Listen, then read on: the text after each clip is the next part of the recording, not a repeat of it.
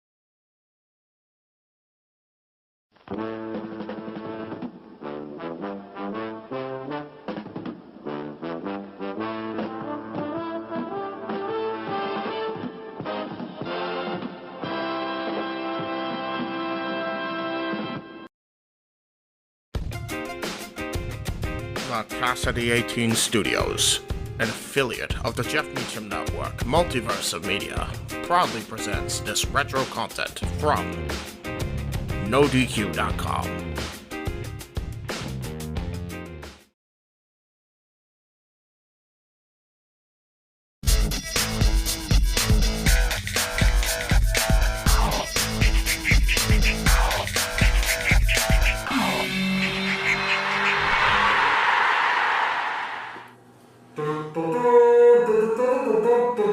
Sorry, I don't have any like fanfare balloons, so I did the best I could. I know I promised you guys a special episode 50, celebrations and whatnot, but you know what? I'll be straight with you guys.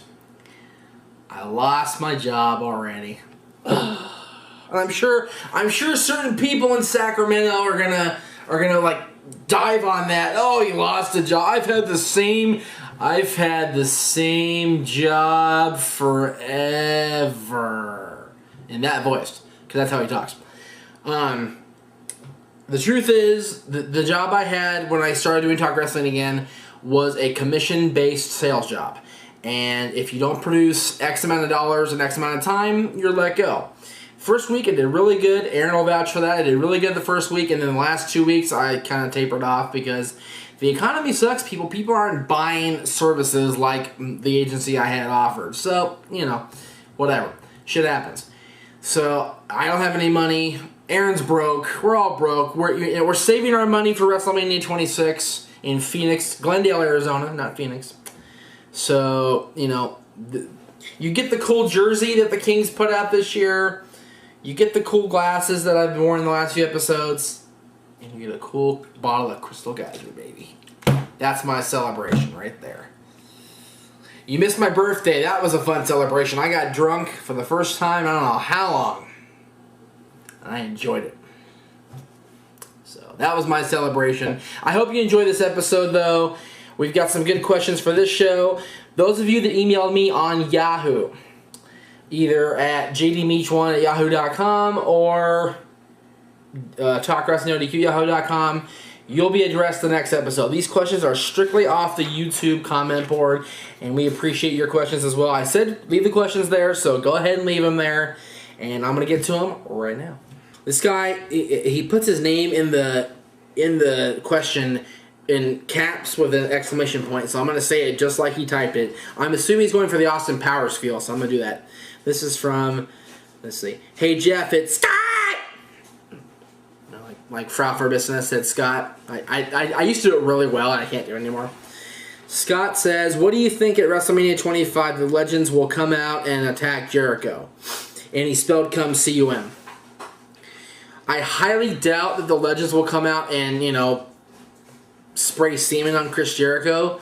As far as them actually entering into the arena and attacking Chris Jericho, I think that, I think we'll see one Legend. And you know what? Somebody pointed this out to me on their blog, and I believe it's the man behind this camera. Monday night is March 16th, 3/16. They are in Texas this Monday. And I don't think Flair is going to be the one to wrestle Chris Jericho. Flair's retired. The man from Texas that is associated with 316 never said he retired. To my knowledge. He just had to go away because he was having neck problems and you know, joint problems and whatnot. Just food for thought, people. Watch the show Monday. We'll see. This is from Donnie TG. As we all know, WWE says that Ric Flair is a 16-time world champion, when in fact he is a 22-time world champion. Why does the WWE refuse to acknowledge the 6 other world title reigns? If you count the 2 reigns Ric Flair had as the WCW International World Champion, which one was from September 1st until Fall Brawl, one was June 23rd, 1994, when he unified it with the WCW World title when he beat Sting, then yes, Ric Flair is indeed a 22-time world champion. I don't tend to count those. Most people don't tend to count those. He's a 10-time NWA champion, 8-time WCW champion, 2-time WWF champion, which makes it 20. I don't know why WWE refuses to acknowledge the other title reigns that Ric Flair has held. I would think that, you know, adding more titles would add to Flair's prestige. But WWE and Ric Flair apparently is towing the company line. He seems to want to keep it. I talked about this on either XMV or another Talk Wrestling before. They want to keep it the way. I mean, they've marketed shirts with that. They've hats and posters and all this stuff with Ric Flair. 16-time world. It's on Titantron and everything. I don't know. That'd be a question I would have asked Ric Flair if I had $3,000 to raise to bring him on the show, but I didn't. So, and now he's back with WWE doing his show on WWE.com. So you won't see Ric Flair on this show, but ask him yourself. Send in questions to WWE.com. Call WWE offices. Tell them Jeff sent you. They'll know who I am, I promise. And ask Flair, ask WWE why they don't acknowledge Ric Flair's true greatness. TNA Evolution from Harry S. Oh, okay, I guess his real name is Harry. Hey Jeff, what are your thoughts on Jeff Hardy versus Matt Hardy happening at WrestleMania? How do you think the storyline will progress and which brother will win? P.S. Christian for Money in the Bank. I've addressed the Hardys feud already once. I'll go into it a little bit. They both didn't qualify for Money in the Bank. I'm not surprised. I think they'll be in a match with each other, which, again, I called that when Matt hit Jeff over the head with a chair. Just like I called 6 months ago, I believe on this show and to my friends, that The Undertaker would face Shawn Michaels this year at WrestleMania. Nobody believed me. Barry Horowitz, pat on the back. I called that 6 months ago. As far as the Hardys, it will be nothing short of a really good match, I think. The Hardys have feuded before. I've talked about this before. They feuded in 01 and 02/03. But they never had the grand stage to feud on WrestleMania. This will be their crowning moment as a feud against each other. And I think they'll both do very, very well. And Christian being the Money in the Bank, I think he's going to win it. Christian's going to win Money in the Bank this year and cash it in against the World or WWE Champion. I see that happening. Of all the guys in Money in the Bank, Christian's the guy. Mentioned the Hall of Famer Ric Flair earlier. This one's from FWF Chairman. Do you think Jake the Snake Roberts will ever get into the WWE Hall of Fame? I had a question for the next show but you know what, Aaron? I'll go ahead and address it now. The Hall of Fame in general, the quality has been greatly reduced as of Monday night, when the perennial mid-carder / jobber Coco Beware was announced that they're going to induct him in the Hall of Fame. The first part that really strikes me as funny is the guy inducting him, the Honky Tonk Man, I believe it's Honky Tonk Man inducting him, deserves it more than Coco. The longest reigning Intercontinental Champion of all time doesn't go in before a guy that never held a championship in WWE. Never did anything of significance in WWE. The two things I can remember about Coco Beware that strike me right away, he was part of WrestleMania 3. I believe he wrestled Butch Reed. Could be wrong. I believe it was Butch Reed because Tito Santana interfered to get to Slick, who was managing Butch at the time. And Coco teamed with Owen Hart as part of High Energy. Other than that, I can't remember. Oh, and he had Frankie, of course. God rest Frankie. Other than that, I don't remember anything that Coco Beware ever did. Honky Tonk Man held the Intercontinental Championship for over a year. Jake the Snake Roberts made a huge impact as a heel and as a babyface in the WWE. You've got all these guys who sit there, and a lot of the current guys are going to go in soon. Triple H, Shawn Michaels, Undertaker, Stone Cold's going in this year. The Rock will go in soon. Mick Foley, when he leaves TNA, will go in. All these people that are more deserving of it are not in, and Coco Beware is in. And that's not the only discrepancy I see with the WWE Hall of Fame. I can't remember any names off the top of my head, but there's a lot of guys in there that don't belong in there. The whole celebrity wing thing is ridiculous. I am one of the biggest Pete Rose fans in the history of Pete Rose, but he deserves no place in the WWE Hall of Fame whatsoever. I'm sorry. He got tombstoned and chokeslammed by Kane. He got a stink face by Rikishi, and he was in a No Mercy commercial. That's all he did. The Fridge was in the Battle Royal at WrestleMania 2, which is one of the bigger WrestleManias of all time. It was the three venue WrestleMania. His induction, I go back and forth with. But, Muhammad Ali, celebrity-wise, should be in the Hall of Fame. Celebrity. Mike Tyson should be in the Hall of Fame. Who else? Big celebrity involved. Anybody that really appeared at WrestleMania in a serious capacity, Motorhead should be in the WWE Hall of Fame for their twice playing Triple H to the ring. Limp Bizkit should be in the Hall of Fame for playing the Undertaker to the ring and having the theme song for WrestleMania 19.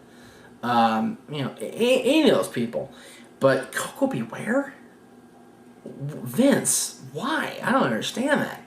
Art Zager, were you at all satisfied with celebrity involvements in WWE, WCW, WWF, etc.? Why or why not? It depends which one you're talking about. Some of them have been really, really good. Some of them have been really, really stupid. Mostly in WCW, they're really, really stupid. Rodman and Karl Malone. Karl Malone wrestled pretty well. Rodman was terrible. You had, at one point, if I remember this right, Aaron's going to have to help me out here real quick.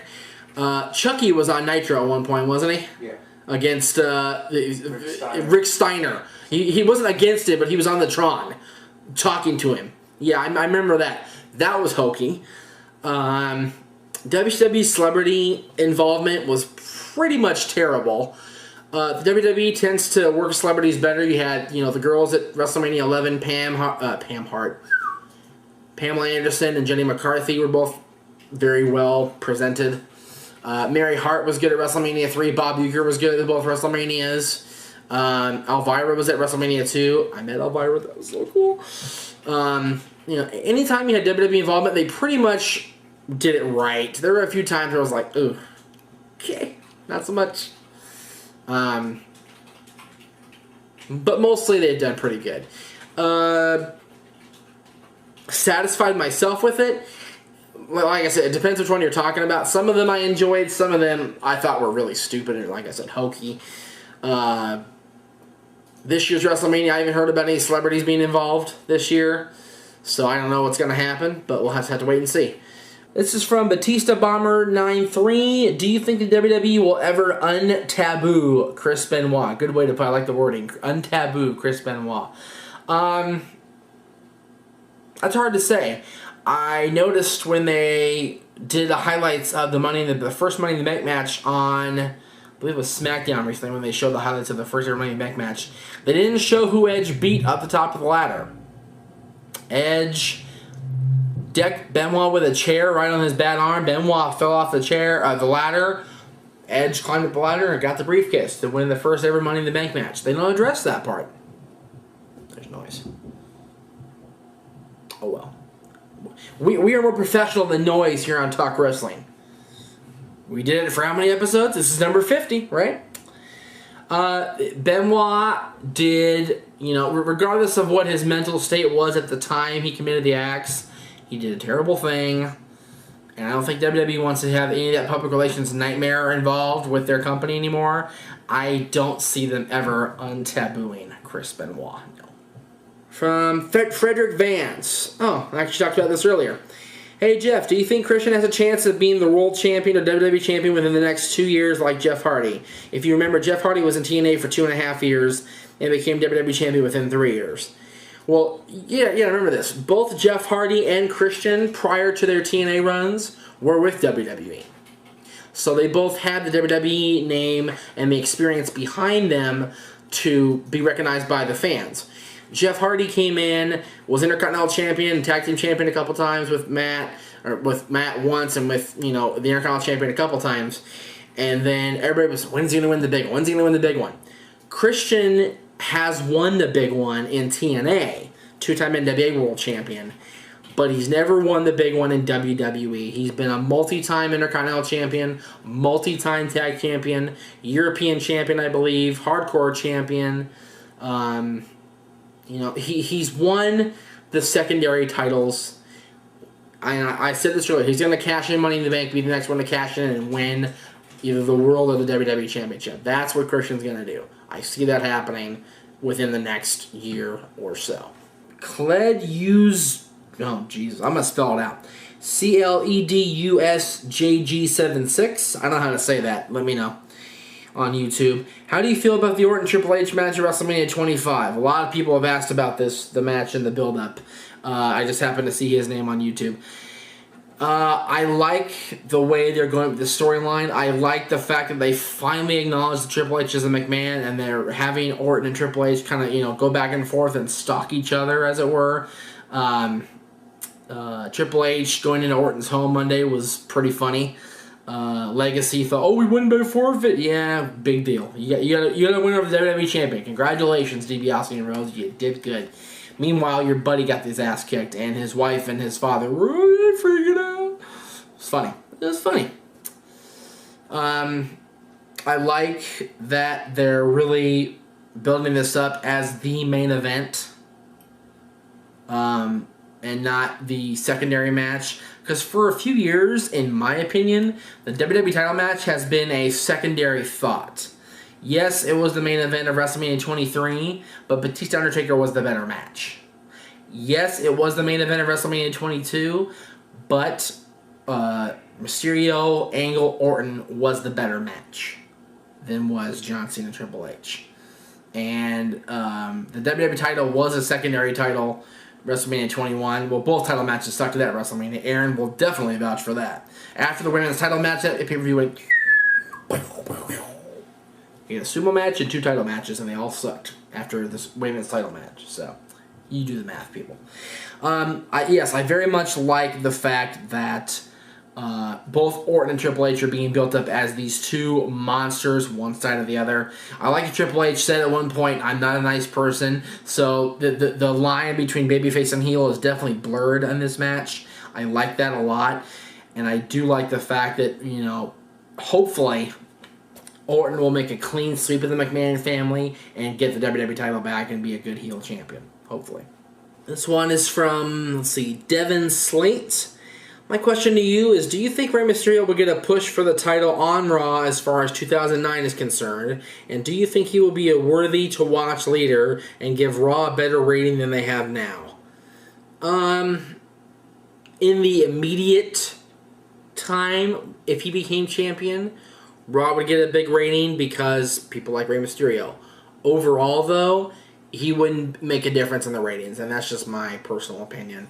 Mysterio is a high mid-card wrestler. I never saw him as a true main eventer. The fact that he was world champion from WrestleMania to the Great American Bash kind of surprised me.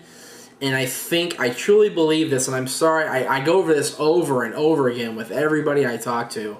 If Eddie Guerrero had not passed away, Rey Mysterio would have never been the main eventer. I firmly believe that.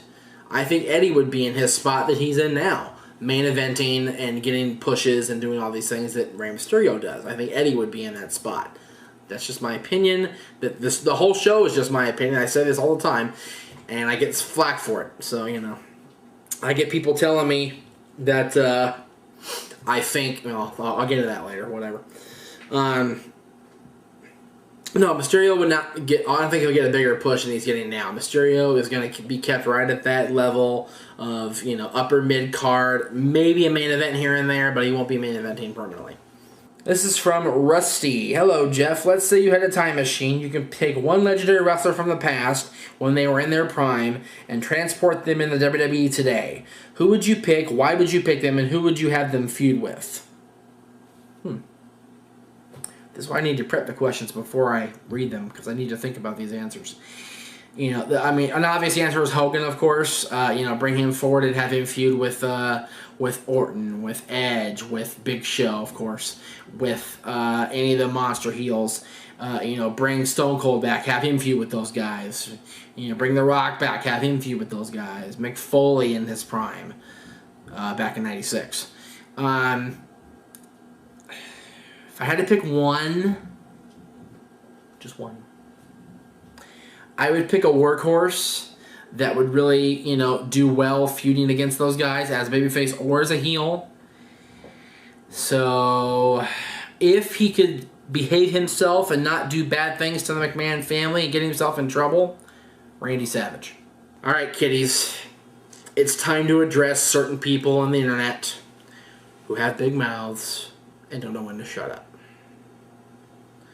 I'll get to Mr. Donish in a moment, because I always have to talk about him, because for some reason this show has become the Noah Donish response show. When I promised myself and I promised you guys I wouldn't turn this into a joke almost 2 years ago, the fact that when XMV died, involvement with other internet people died. But Noah has brought out, the asshole in me, and I hate that. But I'll get to him in a minute. The Pennsylvanian sensation, right? That's his nickname? Yeah. Greg Cherry. Our biggest fan since 2006 here on NoDQ Media. When I retired originally earlier this year, he decided to start his own show, The Sensational Experience, which I watched and I enjoyed.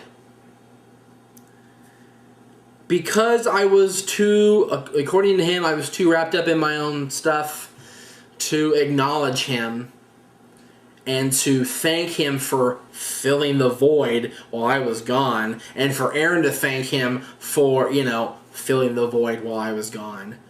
He is now lashed out at us. Both of us, Aaron and I. Greg, I'll say it quick, I'll say it smooth. Your show is crap. I was nice enough to watch it. I enjoyed the first one. Your show has declined in quality over the last 5 episodes. He's done 6 episodes, 7 episodes, Aaron, and he thinks his shit don't stink. As far as Noah Donish goes, first of all, Noah, you played a conversation that you and I had on the Inside Scoop earlier. I think it was last year, maybe even early this year. No, last year. It was last year. This year's only 2 months old. Last year, and that issue is dead to me. what I did at my previous employment, I did out of stupidity and out of wrong thinking and poor judgment. I admitted that on your show. I wanted the public forum to do so. But because you had this vendetta against me, you play that crap for the world to hear again? With your little caption in front, would you trust this guy with your granny? Dude, I don't trust you as far as I can throw Mike. Alright? You're untrustworthy and you're scum. And then, after you play that clip and you do your little XTV intro, you say this. You know what, Jeff? You haven't heard the last of me until SummerSlam, because pretty soon you're going to know just how much I'm capable of. Very, very, very soon. Could be today, could be tomorrow, could be in a week, could be in 2 weeks. You're going to hear from me again. So just stay tuned. I'm dead serious about this. I want you to come to Southern California for SummerSlam, because I know you're coming, because you bought your little ringside seat with your mom or whoever you're sitting with you, and I want to physically harm you. Okay? Harm you. Disfigure you. Deface your image, however you want to say it.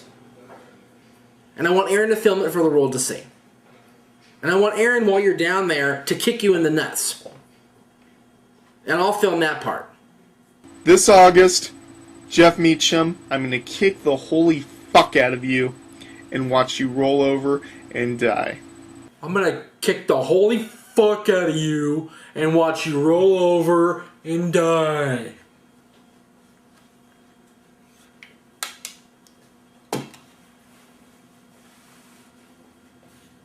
This is why I didn't want to get internet people involved, because I get amped up, man.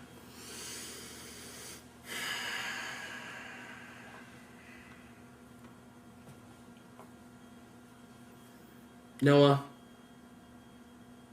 a lot has changed since we did storylines on XMV and storylines on XTV and the Inside Scoop and whatever else we've done in the last few years.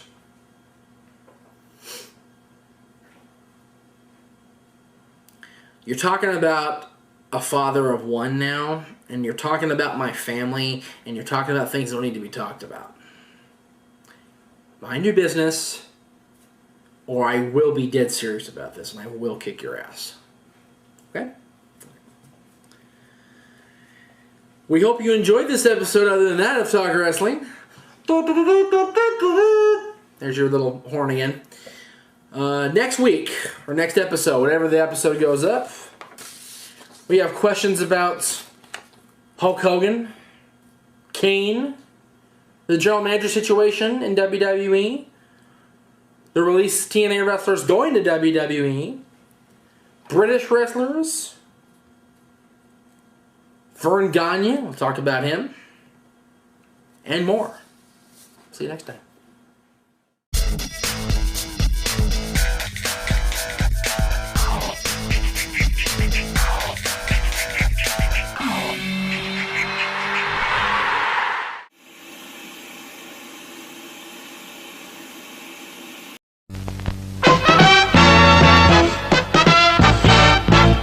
And now, preview time. So let's take a look at what's coming your way.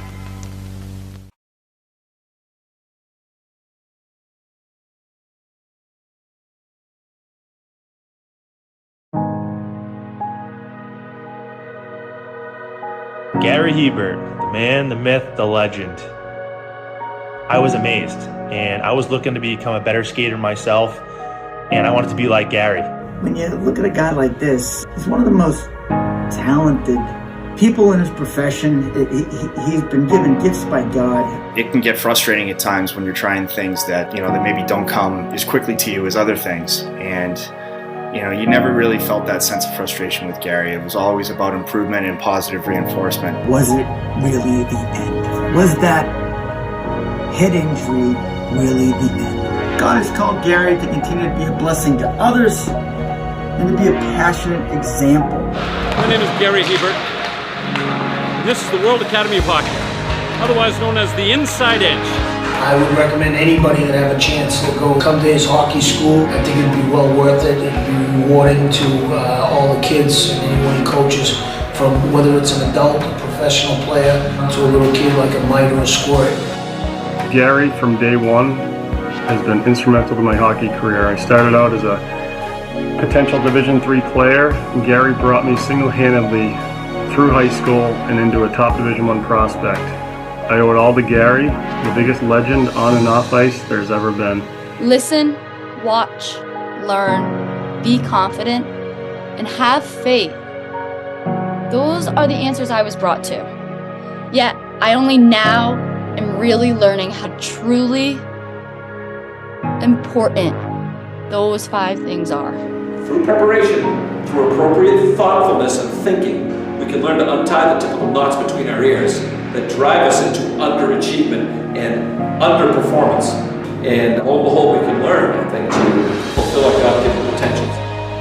Gary has the innate ability to make people not only better players, but better people. The life lessons they learn from Gary are incredible. I can always remember leaving that rink knowing as a player I got better, or I had something to improve on to get better. And I think that's what you excelled on as a coach, is giving us the knowledge to know what we needed to do to get better. There's coaches who know the game, but can you communicate and create passion in your kids and in your players? And Gary's able to do that. Gary's got great knowledge and the great hands, but more importantly, his ability to connect with people and care for them. His communication skills, to me, really stand out and separate him, and that's why he's one of the best, in the world. Gary's a legend. He's a special, special man.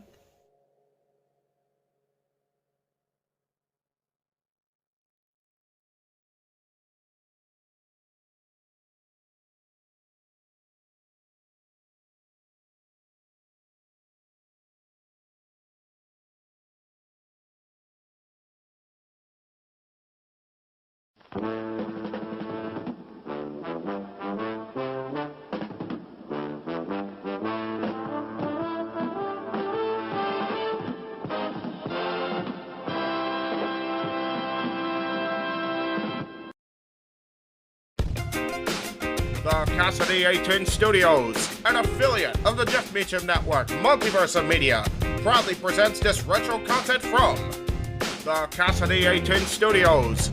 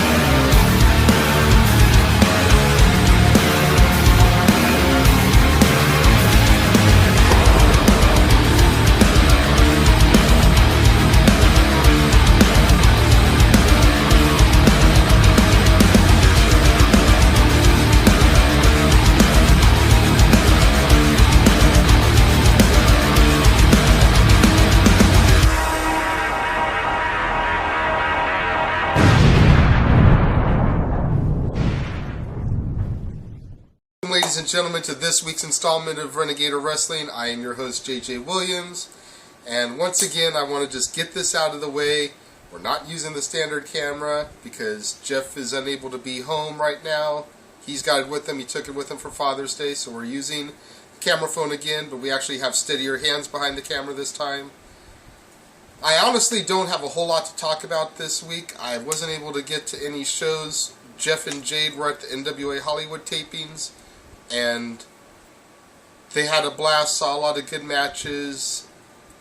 In fact, Dylan was able to get a brief interview, if you will, with the main event, James Morgan. Let's take a look at that right now. That means I'm going to do your match. Well, you're going to do my match.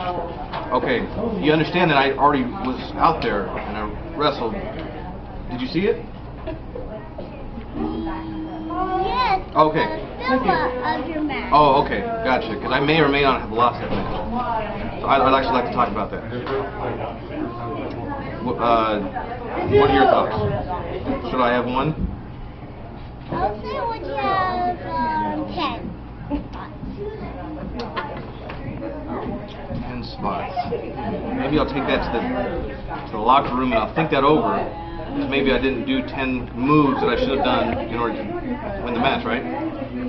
Might have helped that Dylan was rooting for you and not for Ryan Taylor. You were rooting for Ryan Taylor? Yeah. Oh, interesting. And I see that you're not wearing a James Morgan t-shirt. I would have to say this interview is almost over. Jeff, how dare you throw your son under the bus, man? That's just wrong. That's wrong, Granddad. Busting him out in front of James Morgan, telling him that he was cheering for Ryan Taylor instead of him. Shame, Jeffrey, shame. Alright, all joking aside, we actually did get a really good interview. Jeff was able to sit down with Heather Lynn, valet for the Family Stone, probably the hottest heel team right now in NWA. Let's go ahead and check out that footage. Legit interview here, Jeff and Heather Lynn. Alright, forget the loudness of the room. We're in this is the green room, the cafe of FTW Studios. I'm here with Heather Lynn, the devious devil behind the Family Stone. For Stu's the mastermind, but you know. Stu's the mastermind, but I tend to help out a little bit on that. A little bit, you know. And we were watching the last 4 weeks on the Hollywood TV and seeing you come out in the outfits that only you can wear out there, and each week my roommate's down just keeps dropping further and further, like, damn, you're quite the distraction out there. But people have been asking me to talk to you because they saw the picture of us in here from last month, like, who is the hot chick and why is she hanging with Jeff Meacham? So we wanted to get you on the show, tell us where exactly Heather Lynn came from. It seemed like you came out of nowhere and first on the scene here in NW Hollywood with Stu, and now here you are, you know, you're managing Adam through these 7 levels of hate, and it's just like, almost like a whirlwind thing. Well, with the Adam thing, I actually got lucky. I've known Adam for 11 years. I started training at UPW 12 years ago. So I trained there when we had Cena there. We had Samoa Joe, Tom Howard was training. We had Kazarian. I mean, a lot of the different guys there. So I started there. You know, new guys like Joey and everything like that. So I worked there, I went to UPW, I worked a lot of the soap outfits, I worked some things in Chicago, and then I ended up having my daughter. She's now 8, so when I had her, I took some time off. They grow so fast, it's crazy. Oh, she's my size already. So it's mine, I saw me shot a second ago. And after having her, I took some time off, but you know how that goes. And it never stays gone for long. So after doing that, I decided I wanted to get back in. So I started slowly in Vegas. I did 1 show, 3 shows a year. For a federation that's not very reputable out there, and the promoter is not a very good person, we'll put it that way. If we're writing now, by all means. If you want to go to Unleashed out there, not a very good organization. People know Jeff Meacham know that I know Adrenaline Unleashed still. Yeah, and not a very good organization, and their talent is not very good. Were you there for the show in September 05 out here in the city industry? No, I didn't even know they did a California show. This is their debut show before they moved to Vegas full time. They had a 6-sided ring and everything. I was the play-by-play guy. 6-sided ring. Oh yeah, I was the play-by-play guy on that show, and I did such a substandard job, I got fired. Oh yeah, no, they're horrible. Yeah, they are. Ken thinks he knows everything, and he knows nothing. He says he trained at UPW with the Ballards, but he doesn't realize the Ballards are 2 of my very good friends, and yeah. Yeah, so... We'll get there, we'll go there on Ken, because it'll turn into a 2-hour long conversation. Which we've only got about 25 minutes, really, so... Right. So, after I worked a couple shows for Ken, and then I decided I wanted to branch out a little bit more. I'm good friends with guys like Adam and David Lagana. And Lagana's awesome. Lagana's one of my favorite people in this world, and I love him. Hi, David. Do you watch you? I meet you. And I never met you, but you're awesome, dude.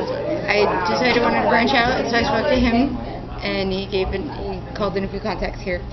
And after a few 2 months, I got a call saying, hey, if you're interested, we have a spot we could fit you in at NWA, and we wanted to put you with the Family Stone, which would put you with Adam Pearce.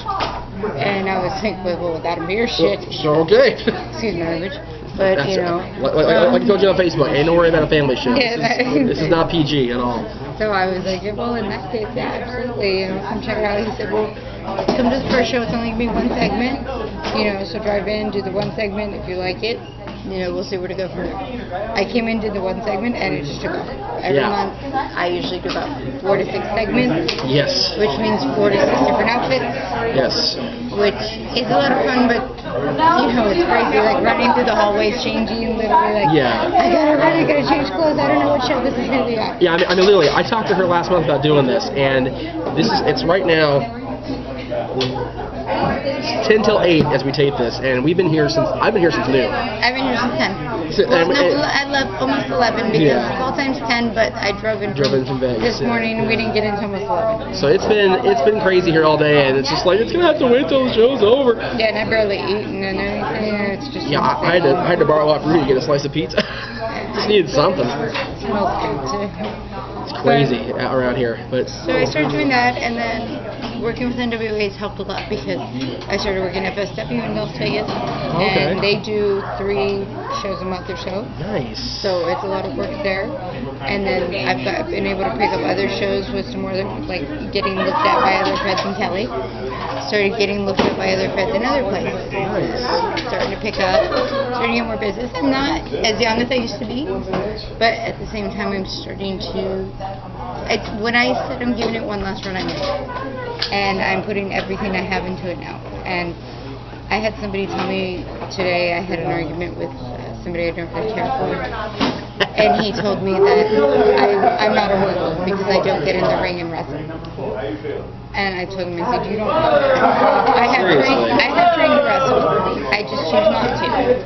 I'm getting older, and it's not what I want to do. I like managing. Bobby the Brain King is my idol. Sherry's my idol. Bobby, I interviewed Bobby a few times. Great, amazing person. Bobby's remote. So that's what I want to do. I don't want to wrestle full time. I think managers are the backbone of wrestling, and we don't have enough.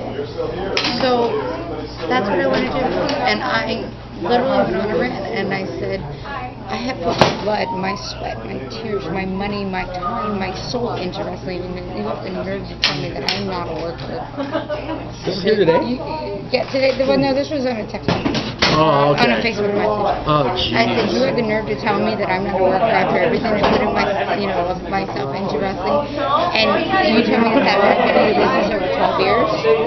I said, you have no right to ever say anything like that. Nobody that has not been out there, and I can sit there and say I've done a few things and everything, but not to the level of Heather Lynn or definitely not Adam Pierce or still around. It really sickens me when people say something like that. And don't you worry, you're such a bull crap. People talk to you like that. And it's not even that, I'm not a well-known name. I'm not a household name. It's just that I love what I do, and I like bringing either smiles or non-smiles to people's faces. That's what I do. That's my job.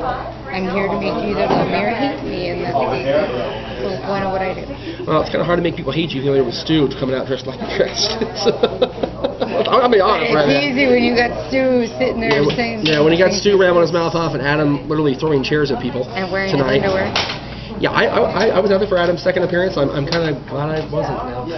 You didn't see him? I was stuck back here with the boys. Oh yeah, Tiny Whitey's. It was fantastic. Adam Pierce and Tiny Whitey's. I'll have to wait until. Adam Pierce and Tiny Whitey's. You don't miss it. NWA Hollywood.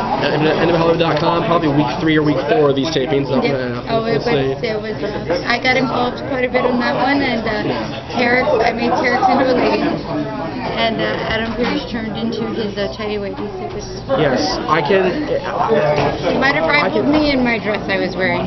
Yeah, I was going to say, I can only think what you were thinking last month, because you and I had talked about being out there for First Blood against Cole. And you said at the time, I never forget this long as I said, I hope I don't have only the white dress left when I go out there. And sure as shit, I'm standing at the curtain, and here you guys come, and you're in the white dress, I'm like, oh god, she's going to ruin that dress with that Adam's blood or Cole's blood, and you escaped somehow. I escaped, and I was scared because when they saw the white dress, Adam was saying, oh, I'm going to make sure and give you a hug ride. Thankfully, he forgot. But then I almost got killed by the ring bell twice. Yeah! So that was enough. And I watched the match the other day on my phone, and I really didn't realize how good they were. Yeah, well, you guys talked about that after the show, and again, I had to watch it back, and you just watched it back. I watched. I didn't sleep last night, for the record. I haven't really slept since Monday when the Kings won the cup. I throw you out there. Everybody knows that now. But Shave your beard. I did. Oh, glorious day. It's getting scruffy again, but no itchy, no scruffy.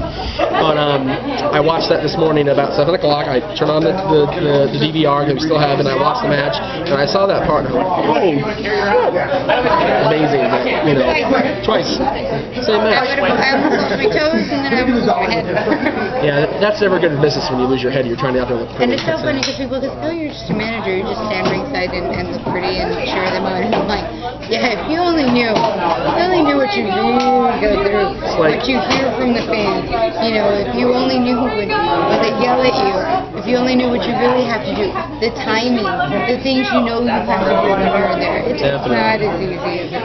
It is sheer madness, chaos, and destruction out there. And I want to thank you for coming on the show. I did an interview, and I don't know how long, and I was nervous. I'll be honest. I mean, we're buddies and everything, but it's very nerve-wracking. So thank you so much, love. It's always a pleasure to see you, and we will see you guys next time. Anytime, I'll be on, and I'm happy to be on. Well, we may get short interviews, so we'll see. Thank you very much. Have a nice time, you guys. Alright, I hope y'all enjoyed that. Like I said, I don't have a whole lot to talk about this week because I wasn't there. Next week, however, do be on the lookout. Jeff and I are going to be here doing our standard Battleground Pro Wrestling hype show, Legion Hall of Doom, next Saturday, the 30th, I want to say. Yes, the 30th.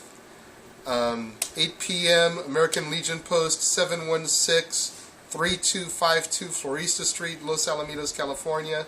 We'll be here next Tuesday hyping that, talking about all the matches, giving our own little predictions and thoughts of how we'd book it to go if we had that power.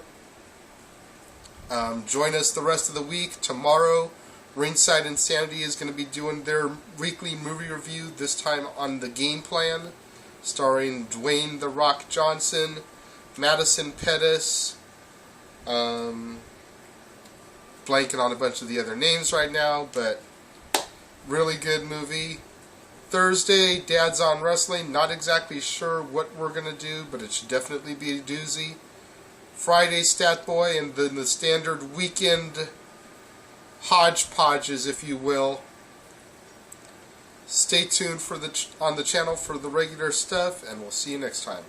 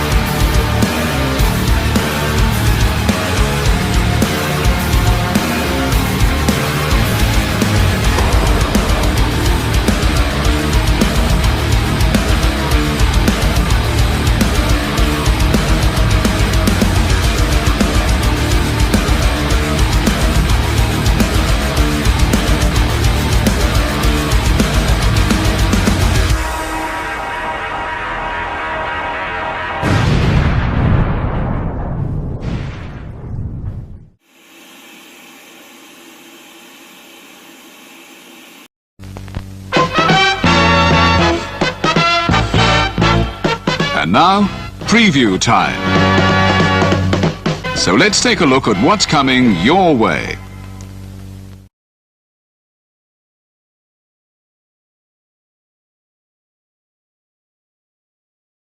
You ever wanted to come into a sports bar where the barkeeps know their game? Well, the Jeff Meacham Network, Multiverse of Media, has got a production just for you. Sit down and relax as the Stat Boy and his partner break down the statistics in all things sports.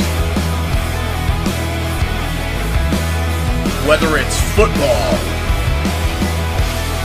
basketball, motorsports, baseball, hockey, soccer, professional wrestling, mixed martial arts, boxing, and much, much more. All are welcome. Your barkeep's here. Keep you up to date and in the know of everything going on in sports, while also having a pleasant conversation about it all. Your host and owner of the bar, Stat Boy Mike.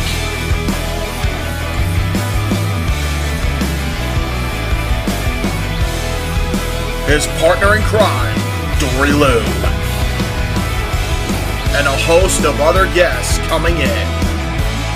The food's hot, the seats are warm, the drinks are ice cold, and the sports talk is plentiful. Casa D18 Studios presents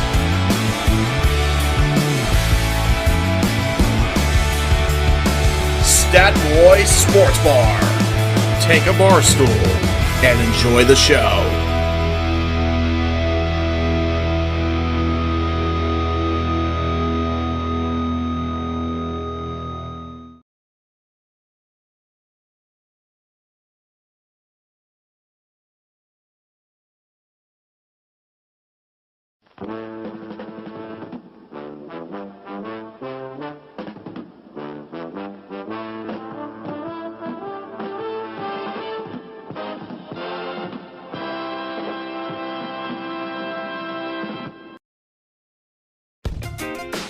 The Casa D18 Studios, an affiliate of the Jeff Meacham Network, Multiverse of Media, proudly presents this retro content from the Casa D18 Studios.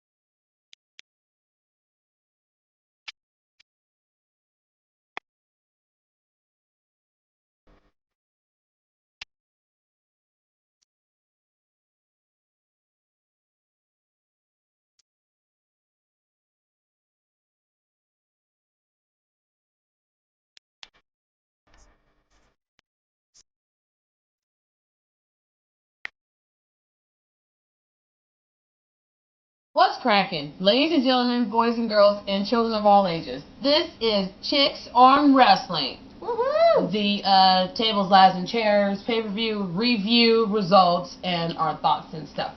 I am Miss Pinky. This is Miss Jade. Dude. Suck. Okay, fine. I'll do mine. Miss Jade. Yay! Much better. Okay, and we have results, reviews, and thoughts about tonight's episode of TLC. Woo! Taking place in Brooklyn, New York. We'll get to that in a minute. Do you want to kick off with the... Nice. Kick off. What the fuck ever. You gonna mess around and get beat. You know that, right? Forget you and them damn Packers. How about that? Packers suck. Can't help it, they're better. Shut up. Okay, let's kick this off with the pre-show match, which really should have been taking place like last week on Raw and SmackDown and have the winner face right? The Divas champion. That was retarded. That was stupid. Okay, that is the Saddest Helper #1 contendership Diva Battle Royale. Girls look hot, but...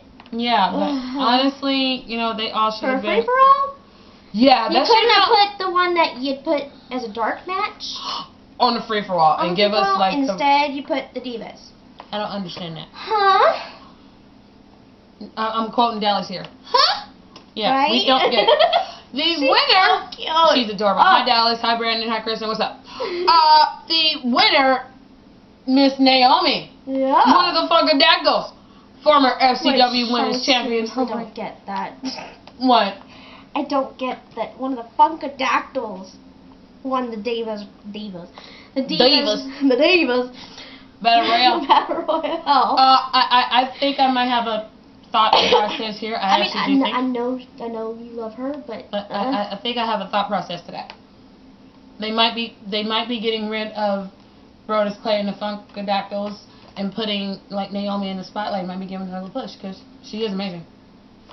Totally. See, I didn't even know she wrestled until now. Yes, she is former Florida Championship Wrestling Divas champion. Did you see her when you were in Florida?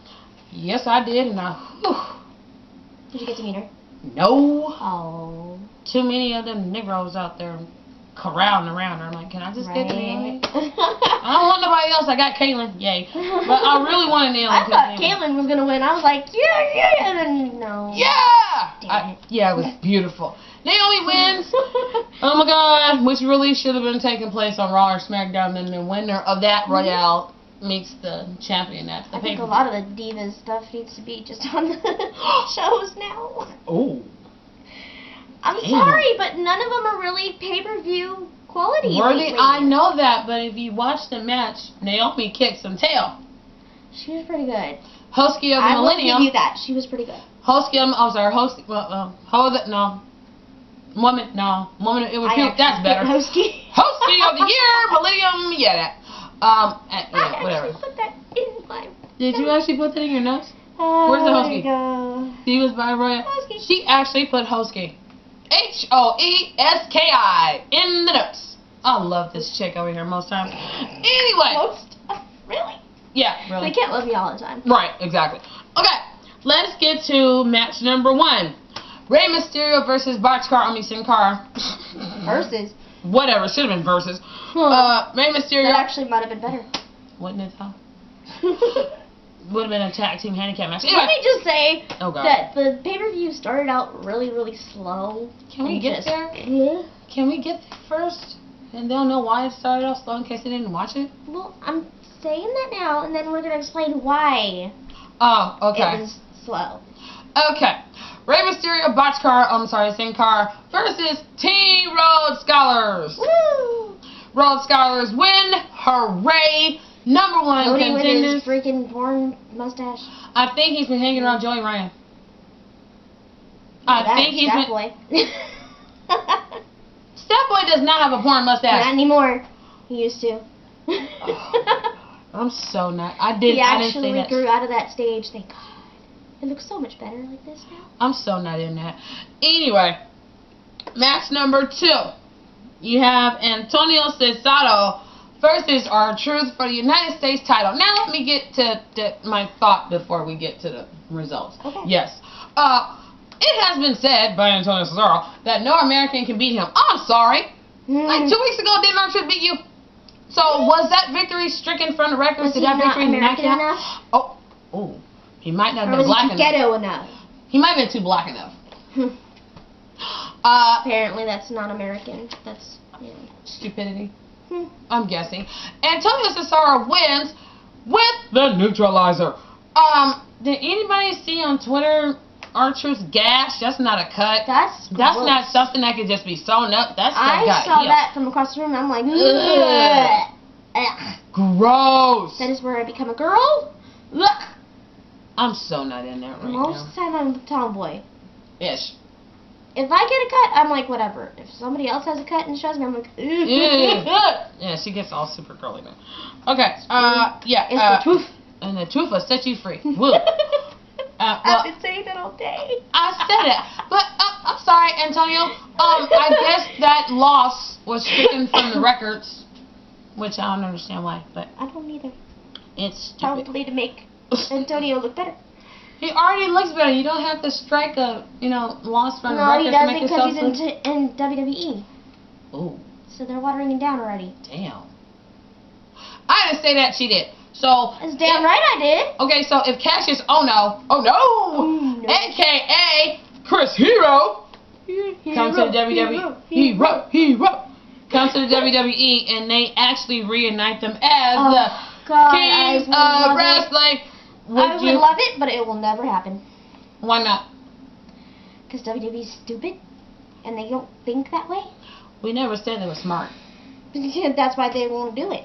They're idiots. Hey! If they'd listen to their not C Nation, sorry. Creative? Their, no, the WWE Universe? Thank you. They'd actually do it, but well, they won't listen to us for some reason. Well, for some reason, dear, they didn't listen to us last year for fan choice matches, and we got jacked up, and we didn't pick those matches. They don't like listening to us anymore. It's stupid. I don't understand it. Don't and now tell us you're going to if you're not gonna. I'm sorry. And now tomorrow night on Raw, we have the Slammy Awards, which can only be voted on by a WWE mobile app. What kind of piece of crap is that? And most of them were given out tonight. Yeah, I don't know what. Via just telling them. Yeah, I mean, why can't they just keep that until stupid? I was like, what? You're gonna have the Slammy Awards announced for the show. Have the Slammy Awards.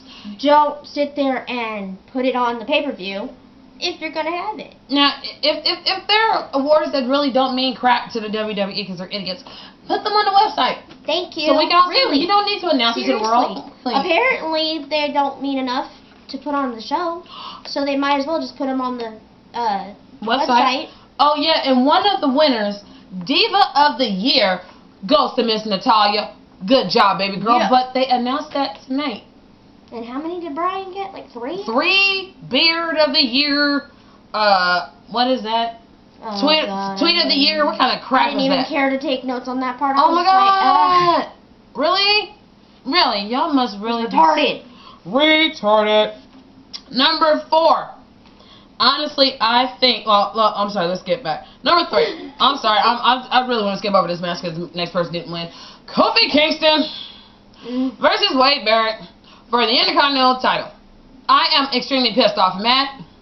I am so sick of Kofi Kingston as champion. They're turning him into Cena. I am sick of it. I'm turning Kofi into Sinka. Sinka and Cena. What the hell? Oh my God.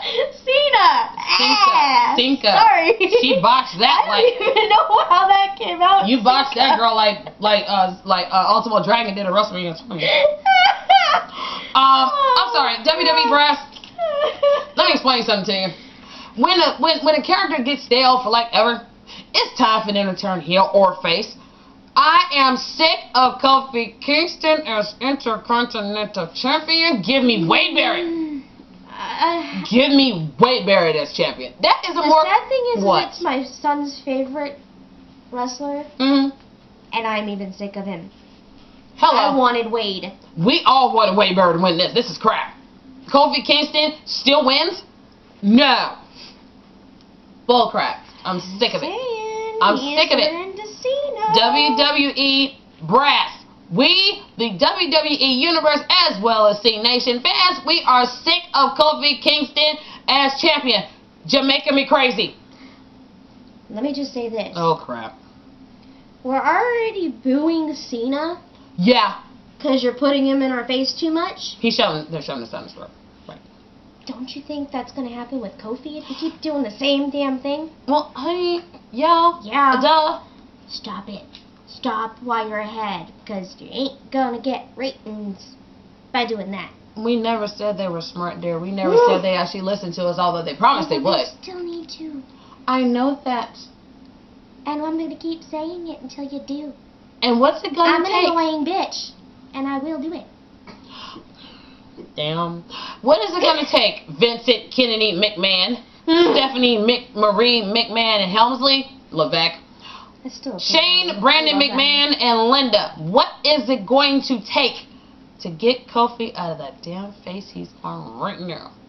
Turn him heel. He's a nice guy, but oh my God. Oh my God, I'm sick of it. Turn Kofi heel. Have him kick little Jimmy in the face, which I don't think he exists anymore. Hilarious. That would be hilarious as hell. So and then we might respect him. Or basically, have him get hurt, take him off TV for about 6 months, we might miss him. Jokes. Anyway, bullcrap match of the night. Let's go to what I think is match of the night. Team Hell No and Ryback versus The Shield. Comprised of Roman Reigns, hey. The man of the best facial expressions ever, Dean Ambrose. I can't stand him. What the hell? He's such a clown. Duh! Nobody in WWE. Nobody in WWE has facial expressions anymore. Thank you, Dean Ambrose. Good job, buddy. And former FTW champion Seth Rollins. What? I never really saw any facial expressions on anybody since I've been watching wrestling. Did you ever pay attention? Yes. Okay. If you saw the replays of the pay-per-view tonight, Dean Ambrose gave some classic facial expressions. Well, yeah, until now, I'm saying. Oh my God, you're horrible. Until I saw this pay-per-view, I haven't seen any facial expressions on. Because they really don't any want them wrestlers. to. It was it's really retarded. It's really like Kristen Stewart in the Twilight movie. Same facial expression every movie.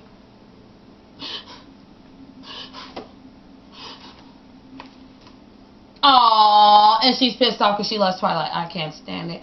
Vampires should go boom in the sunlight, glisten like diamonds. The Shield wins in a fantastic match.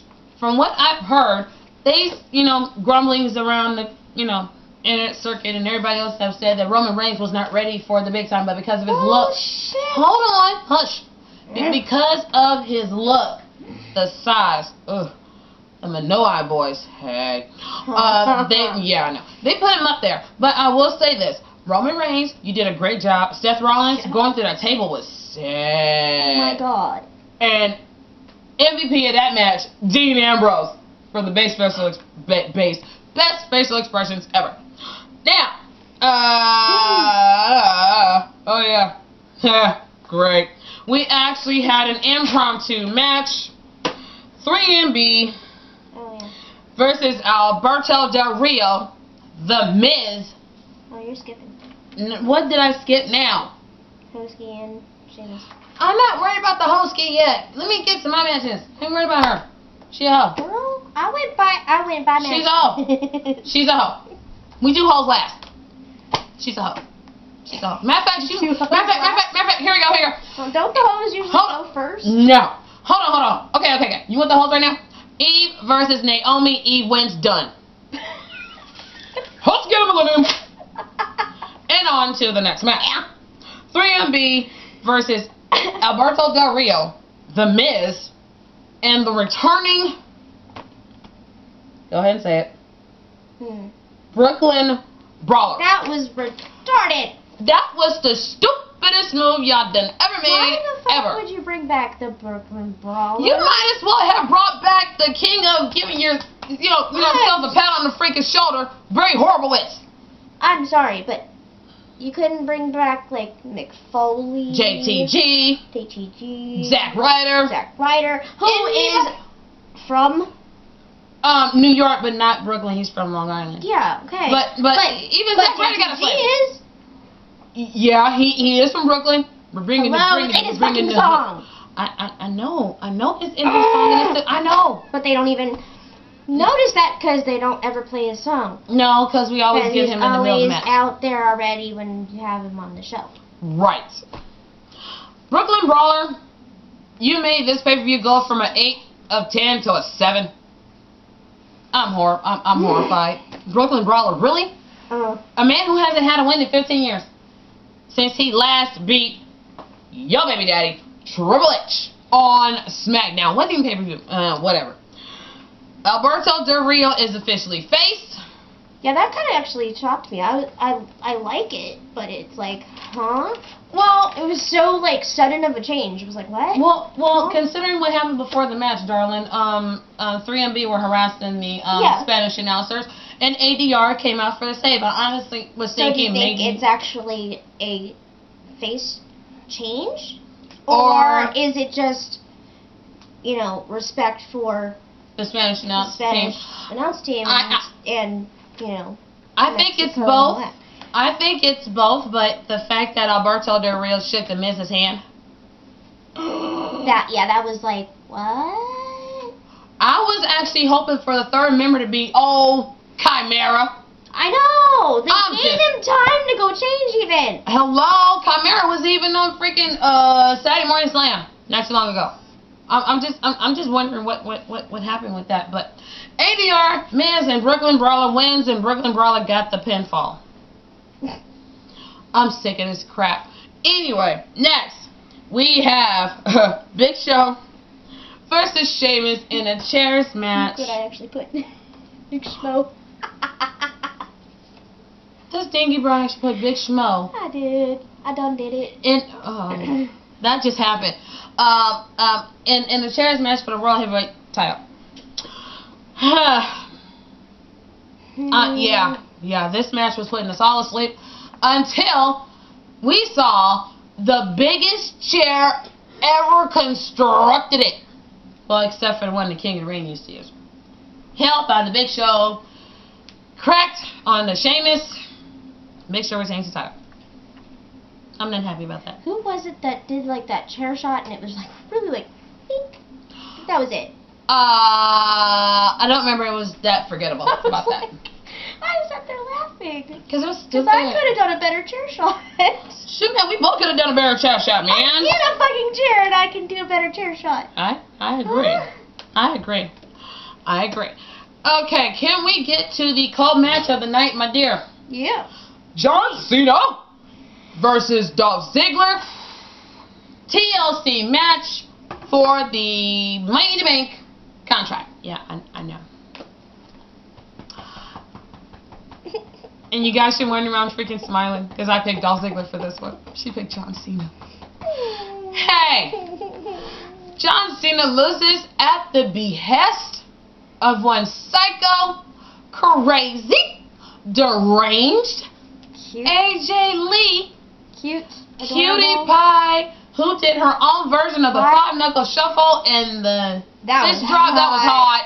That was so That was hot. That got the biggest pop of the night until not even 10 seconds later when she caused John Cena, pushed the ladder with John Cena on top of it over edge.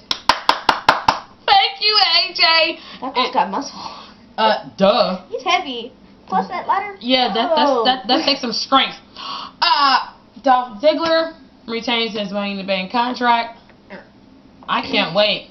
I can't wait for tomorrow night on Raw for some heel changes to happen. Although, what? I kind of predicted it anyway. Sort of, you did. With my question on my boss man's show. Really? I'm not yawning because you're boring me. I'm yawning because I'm tired. I appreciate that. I'm tired. At least I didn't yawn on the freaking camera. I yawned that way. Damn, give me some credit, people. Because I had said, is AJ going to help Dolph? Mm-hmm. And turn heel and go with him. Would that mean you called it? I kind of did. Oh, my. Because that's exactly what happened. It was the most beautiful thing of the night. She got the second biggest pop of the night because she turned on Cena. And in Brooklyn, New York, the Yankees hate the Boston Red Sox, where Cena's from Boston, Mass. Oh, I'm sorry, West Newbury, Massachusetts, whatever. Work life and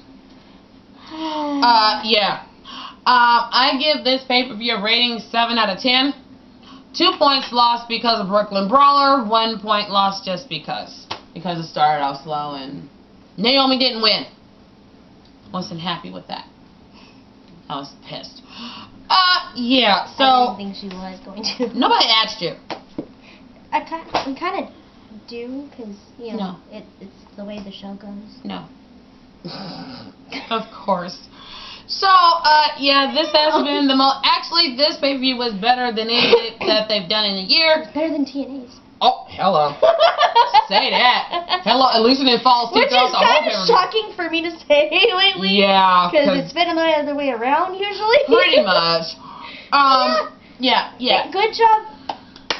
WWE. Good job, WWE, for on something. Yeah. Stepping up a little bit. Just a smidge. That much. Yeah, a little bit. That's a bit. This has been Chicks on Wrestling, the TLC Results Review Thought Show. Oh my God. Make sure you guys tune in Tuesday night where Sean Cloth of Unlimited Radio will be on Blog Talk Radio, interviewing my co-host, Shane Hogan. Yay! I'm scared. Why are you scared? Because he says it's going to be hard. It's not going to be hard. He only says that to scare you. I That's know. all. I know. You made me nervous. You're making me nervous. Just think of it like you are talking to a friend. You're talking to me. And I'm on the phone. And I'm not yelling at you. I was going to say. Nobody asked you. Anyway, so continue to check us out on youtube.com/Renegade Wrestling, as well as Unlimited Radio 247.net. This is Chicks on Wrestling. I am Pinky. This is Jade Hogan. And we will check you later. Bye.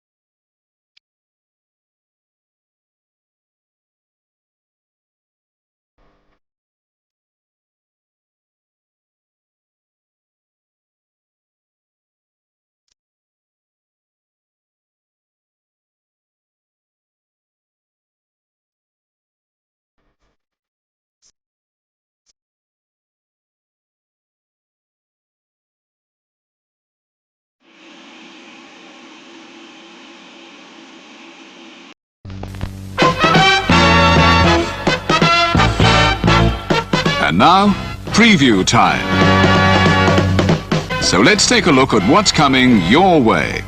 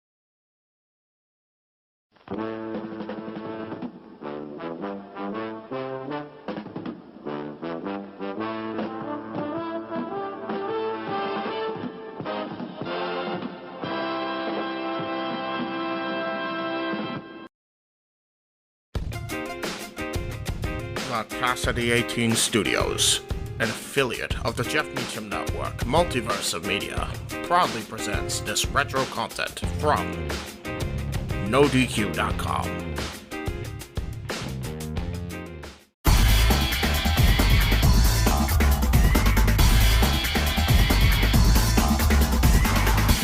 Hey everyone, welcome to episode 50 of NoDQ&A video here on NoDQ.com. 50 episodes. That is just insane. Thank you guys so much for checking out the videos and spreading the word. I really do appreciate it. I got a ton of questions to answer from NoDQforums.com, so let's dig right into them. From Altron. Hey Aaron, love the show. Who do you think the Raw General Manager will be, and do you still think Triple H and Mr. McMahon will have some sort of power struggle storyline? Well, regarding the Raw General Manager storyline, they need to have somebody else as soon as possible. John Laurinaitis on Raw this week in Mexico was awful. The only way to put it. Just he came out, did his promo, and it did not work for me. As far as who the new general manager would be, I'm not really sure who would be good at this point. Maybe Mick Foley, but that would have been when Triple H was a heel, and WWE has gone in a different direction with that. They're doing this whole thing with Triple H and Mr. McMahon, Vince McMahon, but I have no idea where it's going. It changes week to week, and it really makes no sense. I mean, right now I'm not even sure what the deal is with Triple H. I think at one point on Raw he was acknowledged as still the COO, but he's just not in charge of Raw, so I guess he was just relieved of his duties as the Raw GM or whatever, Triple H. The whole thing is just so confusing. I don't even... It hurts my brain just trying to analyze it and discuss it. I just hope they try to do something different and try to gain back some of the momentum, because it's definitely gone now. I mean, a few weeks ago I was looking forward to what was going to happen on the next week's Raw, and now I just don't care. And I'm sure that's how a lot of people are feeling right now. Dragon Mike, who, if anyone, do you think will ever defeat John Cena in an I Quit match? Nobody can beat Super Cena. You should know this by now. Unless they use Cena's old trick with the duct tape. Oh, no, that's a last man standing match. Yeah, there's no way to beat John Cena in an I Quit match. Just ain't gonna happen, brother. The Punkster 90. Hey, love the show. My question is, which company do you think has the better clothing designs for selling? Personally, I love what WWE has done with CM Punk and Edge's shirts. Thanks, and keep up the good work. Yeah, WWE shirts, for the most part, are really well made, and quite frankly, I wouldn't want to be caught dead wearing any of those shirts in public unless, like, it's NWO or something old school that is associated with a period when wrestling was cool. But, yeah, some of those TNA shirts are brutal. I mean, RDV, really, TNA? That one was a doozy, and there are just so many other TNA shirts that just look like WWE knockoff shirts, and yeah, they're not good at all. That's really all I can say about that. Berserker 508. With the Raw Super Show, should WWE just end the brand extension? If SmackDown stars can be on Raw, why can't Raw stars be on SmackDown? Your thoughts? Well, there are pros and cons to ending the brand extension. The pros is that the roster is so thin right now that it makes the shows better when you have a full roster of guys. And the downside is you get guys in the mid-card that were kind of working their way up, lost in the shuffle, as I mentioned before. John Morrison, Dolph Ziggler. Some of those guys are kind of stuck in limbo because of the whole Raw Super Show deal. So I kind of like what they're doing now, but I think they should go one way or the other. Either keep the brand extension and keep the guys separate, or just end it completely. So that's just my opinion, but I'm not sure where they're going with it. I guess they're still in the experimenting mode. They're just going to test the waters for the next few months and just see what happens. HBK Sharpshooter. What's up, Aaron? Big fan. Who do you think was better, being the more hated evil boss, Eric Bischoff with the NWO, or Mr. McMahon taking on Austin and others? Well, I think it's hard to say, because for both of them, you hate the character, but a lot of it is just based on real life situations, and you kind of hate the guy because you know what he's like behind the scenes. But I think as far as a character goes, I think Vince did it a little bit better, just because he really represented corporate America and everything that you hate about working for somebody, whereas Eric Bischoff was just good at just being a prick in general. But you know, they both are tremendous performers, no doubt about it. Eli's. What are your thoughts on Mil Mascaras being inducted into the Hall of Fame next year, and who do you think will induct him? I'm not sure who's going to induct him at this point, but I think it's a good thing. I'm glad that WWE is acknowledging some of the outside international wrestling promotions and the superstars that were associated with those promotions. So thumbs up on that. I think it's a good thing. Unbreakable 669. Hey Aaron Rift, great show. What did you think of Hulk Hogan's last full run in the WWF 2002-2003? What was your favorite moment, and what could have done better? Well, my favorite moment obviously would be WrestleMania 18 with him and The Rock and him turning babyface. Now, maybe in a perfect world they should have let him be a heel longer and had the NWO get a better run, but between Scott Hall's health and Hogan just getting these huge reactions when he came out, they just went with the flow, and that's what happened. But it like I said, in a perfect world, I would have had the NWO go a little bit longer and had people really craving Hulk Hogan as a face and really wanting it badly and teasing them with it for several months before finally delivering.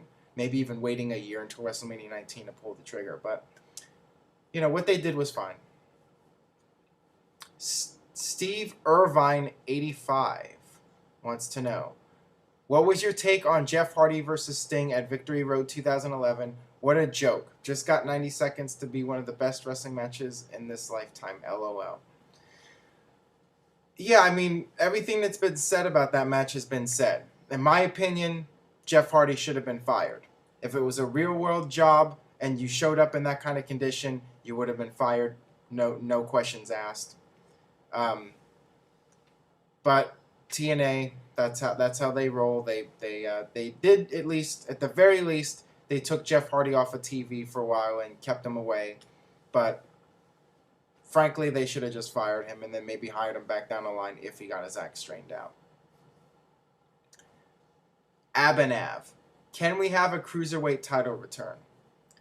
Well, first of all, if they're going to bring back a title, they need to at least either eliminate some of the titles they already have, because they have enough titles right now, or make the current titles that they have mean something first before you introduce another title or bring back another title. It would just, it's just too much. I think they're good with what they got right now, but perhaps down the line, like I said, if they get the titles meaning something again, maybe then they could introduce or bring back a title. It's just my opinion. Mr. Fish Wish Dish. Wow, that's a unique name. Do you think that Orton was more entertaining as the cocky heel legend killer, the heel viper, or the face viper? And which theme suits him better, Burning My Light or Voices? Well, I like him. I liked the heel viper character, and I like Voices. At first, I thought it was strange, but I do think it fits his character better, and I think he's best right now, actually, because he's always evolving his character, and he's always, in terms of his in-ring work and his timing and his facial expressions and just how he, his whole demeanor, I think he's gone a lot better. And he's going to continue to get better as time goes on. So, yeah, I think he's doing great right now. I think right now is the best Orton, just my opinion once again. Cosminif. Hey, Aaron, do you think WrestleMania 26 was a God Mania? I think you meant good Mania. I really liked the matches and the build-up was pretty good. Loved the show. I think WrestleMania 26 was very disappointing. I think Vince McMahon and Bret Hart was, going in, I was really hoping for a lot. And in hindsight, they should have done a tag team match with Bret Hart and John Cena versus Vince McMahon and Batista. So they could have just kept Bret Hart on the apron until the very end, then had him come in, beat up Vince McMahon for a minute. That would have been a lot better than what they did, was just Bret Hart, who could barely do anything, just pounding on Vince McMahon for 15 minutes. And, yeah, that was a disaster. And, I mean, the one really good match on the show was Undertaker and Shawn Michaels, but I just don't think it lived up to the previous year's match. And as I've mentioned before, the whole retirement of Shawn Michaels, it was hard for me to get into that because there's been so many false retirements over the years. And the ironic thing is that Shawn was probably actually a legitimate retirement. So there you have it. Shadow Rowan. Hey, Aaron, I was just wondering about TNA. Several years ago, the likes of AJ, Samoa Joe, Daniels, Monty Brown, and others were extremely over. Now they get much less of a reaction. How is it good for business and for the future to have veterans like Kurt Angle, Sting, RVD, and so on be put over younger talent to the point that younger talent are less over than they were and no longer main eventers? Well, yeah, it's definitely an issue here. But if you're Hulk Hogan, you're going to say that these guys were not over. And it wasn't until Hulk Hogan came along that people started to care about TNA. The funny thing is, you look at the numbers from TNA from 2007 to 2008, they're exactly the same as they are right now, except right now they're having to pay out all the big contracts to Hogan, RVD, Jeff Hardy, so on and so forth. So, yeah, maybe Hogan brought in a little bit more to TNA in terms of mainstream publicity, but what good has it done them when you look at the numbers in the long run? Just throwing it out there. NMM 2011. You've said that the reason WWE won't bring in a new WWE title belt is because the spinny toy sells a lot of merchandise. But wouldn't a new belt catch on and start selling just as fast? I know that spinner didn't sell fast right off the bat. Well, here's the thing about WWE. They're going to milk something into the ground. They're going to, if something is hot, they're going to run with it until it's absolutely 100% no longer working. And then, only then, will they try to come up with some new concept or new idea. So, as long as that spinner belt keeps selling, they're going to keep using it and keep it as a focal point until nobody is interested in it whatsoever. That's just how WWE operates. Maximos. Hey Aaron, what is your favorite submission move? Mine would be Chris Jericho's Lion Tamer. Kurt Angle's ankle lock. That move has always gotten so much heat when he applies it, and then when he locks it in, does that grapevine, the crowd just goes crazy for it. So definitely Kurt Angle, and just so many great memories of Kurt Angle matches with the ankle lock, like with Shawn Michaels and Censored, aka Chris Benoit. Just yeah, that's my all-time favorite submission move right there for sure. Alright, that about does it for No DQ&A video, episode 50. Once again, I would like to thank you all for watching. Please subscribe. Please spread the word. YouTube.com/NoDQCAW. Leave your thoughts on today's questions. Do you agree with the answers? Do you disagree? Let me know what you think, and we'll see you next time.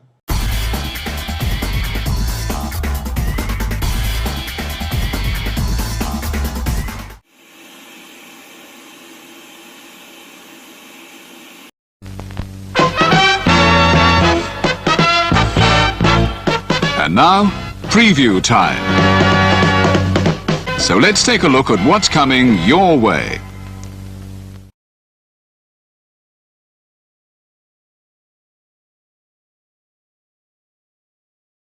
You ever wanted to come into a sports bar where the barkeeps know their game?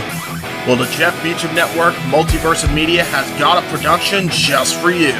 Sit down and relax as the Stat Boy and his partner break down the statistics in all things sports. Whether it's football, basketball, motorsports, baseball, hockey, soccer, professional wrestling, mixed martial arts, boxing, and much, much more. All are welcome. Your barkeeps here keep you up to date and in the know of everything going on in sports, while also having a pleasant conversation about it all.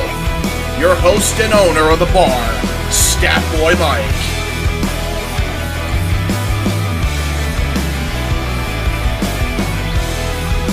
His partner in crime, Dory Lou. And a host of other guests coming in. The food's hot, the seats are warm, the drinks are ice cold, and the sports talk is plentiful. Casa D18 Studios presents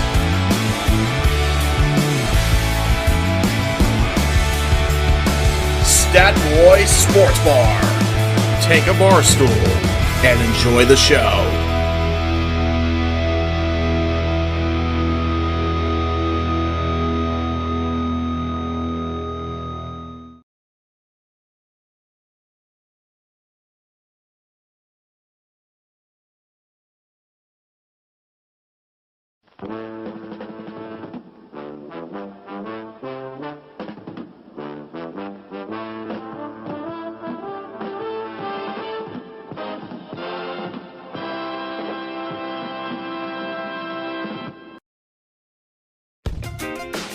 The Casa D18 Studios, an affiliate of the Jeff Meacham Network, Multiverse of Media, proudly presents this retro content from the Casa D18 Studios.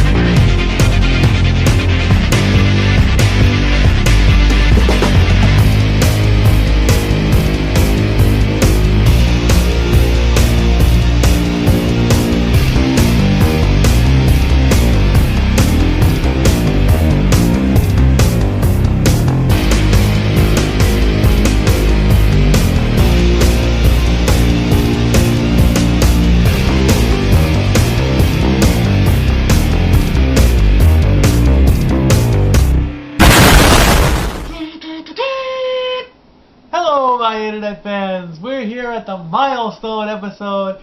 I've made it. This is number 50, the golden anniversary, or whatever you want to call it, of my show, the Stat Boy Rants. And as always, for the 50th time, my rants are Stat Boy approved.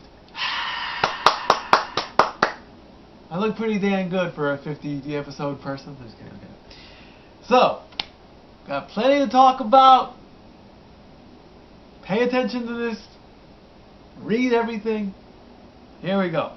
The first item on the list. I would like to talk wrestling related, but not actual wrestling. And that would be Stone Cold Steve Austin's new reality show titled Redneck Island. Now he's been tweeting about this like crazy on Twitter, and I really didn't catch on. So, you know, in the words of Stone Cold Steve Austin, I'm a jackass. And we're sitting around here at Casa D18, and we go through the channels, and lo and behold, there it is. So we set it on our DVR, and we're gonna watch this show.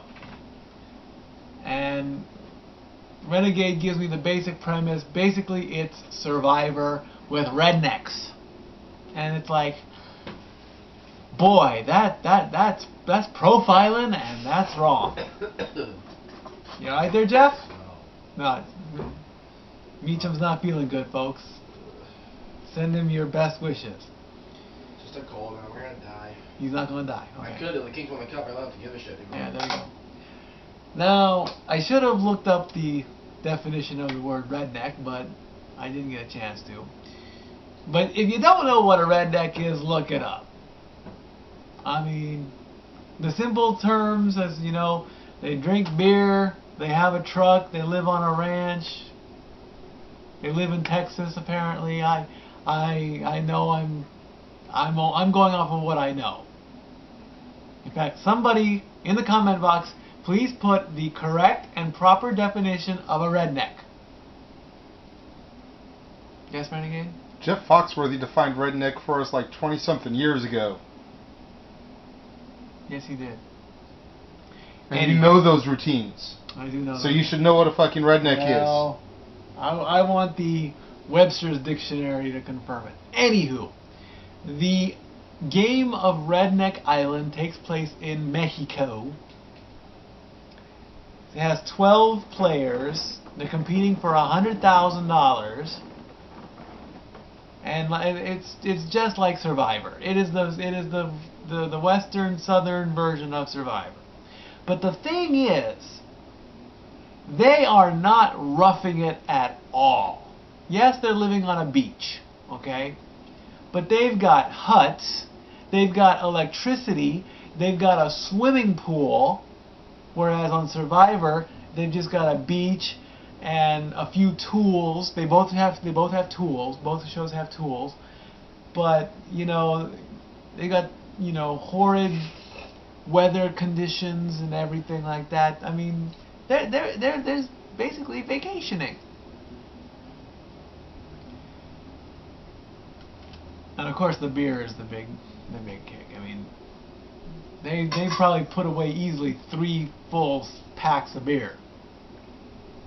And if you pay if you pay attention to the theme song of Redneck Island, it belongs to Cowboy James Storm, who works for TNA. Yet Stone Cold has a Legends contract with WWE.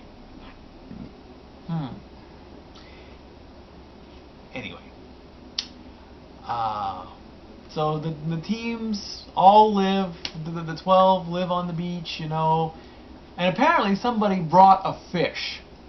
They didn't catch it, they brought it. And I mean, this was a big old fish.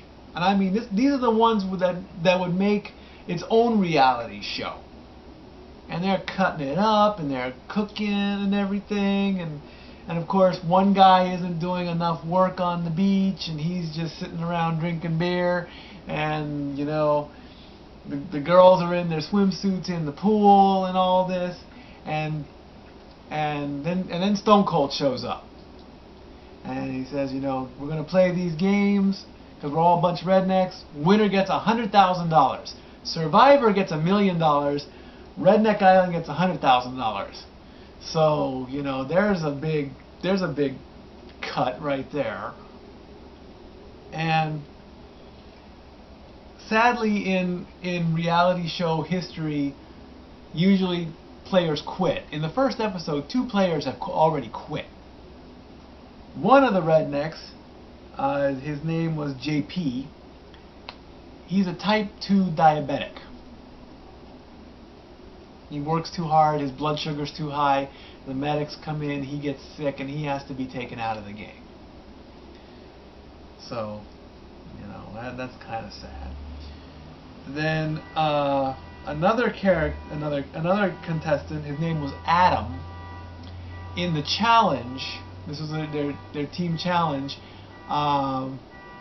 he ended up separating his shoulder. What they had to do was they had like 6 or 8 porta potties, but because apparently the term porta potty is synonymous with rednecks, and they wanted to be a little bit politically correct, they used them as facilities. So they had couples all just locked in them. They had to unlock the porta potties, and the reward was a porta potty. So you're not pissing on the beach. And sadly, the guy that had his shoulders separated had to leave the game. Yet the doctors told him that he could stay, but he chose to leave the game. So one guy left because he was diabetic, the other guy was a straight out quitter. And the way they eliminate each other is they write their names on the beer cans. And of course one of the rednecks decides to have a toast and drink it off. Is it a funny show? Yes. It's a nice way to see Stone Cold. You know, we're gonna continue watching it. You know, Stone Cold's trying to be like Jeff Probst and all that. So, you know, and it's on the CMT channel too. Boy. So yeah, it's a good show. It's good. It makes you laugh and you get to see Stone Cold. So, you know, Redneck Island, Stone Cold's new show is definitely Stat Boy approved. Now, let's move on to... let's talk about some baseball that I like to talk about. I frequently watch, or I go to MLB.com, and there was a gentleman at a recent Astros and Giants game. Now, it's no secret, you know, I'm an Angels fan. I like the Dodgers and all that, and you know, San Francisco. I like the San Francisco team because of their stadium, and their stadium is built right behind a bay, or right on San Francisco Bay. So, you know, if you hit a home run, you know, the balls will go in the water, and that's kind of cool, you know, because you know, if you want to hang out, and you know, there are a lot of boats that hang out in the cove. I can't remember the name of the cove, but during this game between the Astros and the Giants, somebody had put together a jetpack, all black, and it was propelled by water. It was one of the coolest things I'd ever seen. This guy, he's literally hovering maybe about 20 to 25 feet or off the water. He's got like a buoy attached to the pack. So this, I guess this buoy is like a little tank, or it's a tether or something. And he's got these 2 jets on the side, and he's just hovering along.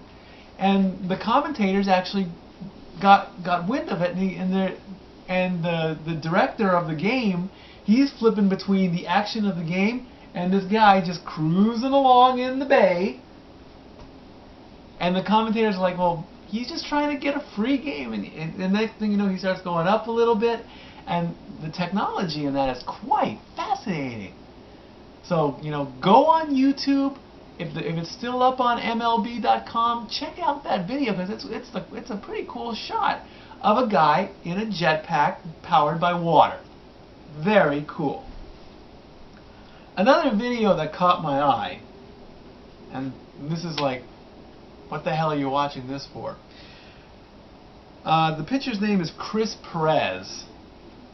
I didn't get a chance to fully read the story, but the headline caught my eye, and it said, Chris Perez earns a save but loses his lunch. Apparently he's a relief pitcher, and sadly, he got sick. You know, stuff like that happens. But, you know, it's like projectile vomiting, okay? But, you know, he got sick, okay? That's the thing of it. But it's like the camera catches him doing it, and then they replay it on the internet, and that's a moment you don't want to see. And while he's getting sick, the commentators are very professional. They do not mention him. It's like, oh my God, Chris Perez isn't doing quite well. Let's hope he's feeling better. They just continue on talking like they're supposed to. But he's okay. He tweeted that, or he said, you know, he wasn't feeling well, and it just happened, but he's okay. But still, that's kind of like, if you got a major league pitcher, you do not want to see him yakking all over the pitcher's mound, because that's it's like, why would you show that stuff? Okay. Also, touching on, let's mix baseball and hockey together. The Stanley Cup, which belongs to the LA Kings, again, good job to them, congratulations guys. The Stanley Cup made an appearance at Dodger Stadium, and basically the Kings were there. They got to go into the clubhouse. They got to hang out with the team. Matt Kemp was he marked out big time. He went up to it, and the first thing he said was, it's like, all right, how many fingerprints and lip kisses are on this? We got a few laughs on that. And there was a big picture right on the mound. The Kings were in the middle. The Dodgers were on the left. The Angels even got involved because, you know, they were right there. And then the Dodgers they all threw a ceremonial pitch, you know. And one thing I didn't mention when I made an appearance on the Renegade show was the Dodger game actually stopped for a quick second. Vin Scully actually made the announcement that the Kings had won the Cup, and on the big screen in center field, the Fox Sports West feed came in, and the Kings are celebrating, you know, and the fans, and Magic Johnson even stood up and applauded the team. So, you know, good for the LA teams to show unity. And Vin Scully even talked about the Cup and gave a little history lesson, and you know, that I like Vin Scully. There's even a picture floating around. I don't know if I mentioned the picture, but on Facebook there's a picture featuring Bob Miller, Chick Hearn, and Vin Scully, each with their championship. I think it's been altered with their championship trophies behind them. And before I continue on, in fact I am going to continue on, while everybody was at Game 4 of the Stanley Cup Finals, which was Wednesday, I believe it was, Casa D18 was at the Staples Center. I was at Cars Land at California Adventure, where you'll find my little props here, Lightning McQueen and Tow Mater. These are made out of Legos, by the way. If you catch me on Facebook, I still play with Legos, okay? I'm turning 35, and I still want to play with Legos, okay? It's a hobby, okay? But basically, it was what's called a cast member preview. And now that Cars Land is open, I can talk about it. Because confidentiality laws and all that, but this Cars Land has been part of the Disney California Adventure expansion forever and a day. What was in Cars Land before? A parking lot. You walk in, it's just like you're at Radiator Springs. You know, you got Flo's Cafe, you got the Surplus, Sargent Surplus, you got the Radiator Springs Racers, which is like the e-ticket ride. It is a good ride. It's fast. It's fun. You feel the banks and all that. You got the Cozy Cones, which is a quick service eating place. Flo's is is quick service as well, but it's a little more upscale. It's not like 5-star. It's like maybe a 3-star place there. I have said I didn't have fun going, but the main reason I didn't have fun was because I was by myself. I had nobody to go with. So it's like, I understood that Casa D18 was at Staples Center, but I didn't figure that out till I got the tickets. So, you know, I don't want to give too much away because, you know, you got to see this for yourself. I'll let you guys know now. Expect long lines. It's going to be packed. It's going to be crazy all through the summer. And you're going to want to, but you will want to check it out. It is worth it. You know, come to Disneyland this summer if you can. Check out Cars Land. They did a red carpet event. They had all the cast except for Owen Wilson. He was not there. Larry the Cable Guy was the main attraction, which was fun. And you know, just come out and have a good time, alright? Alright, so this part of the rants are over.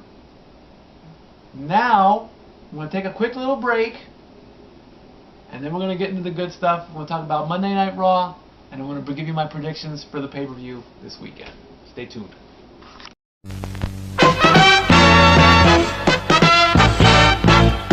And now, preview time. So let's take a look at what's coming your way.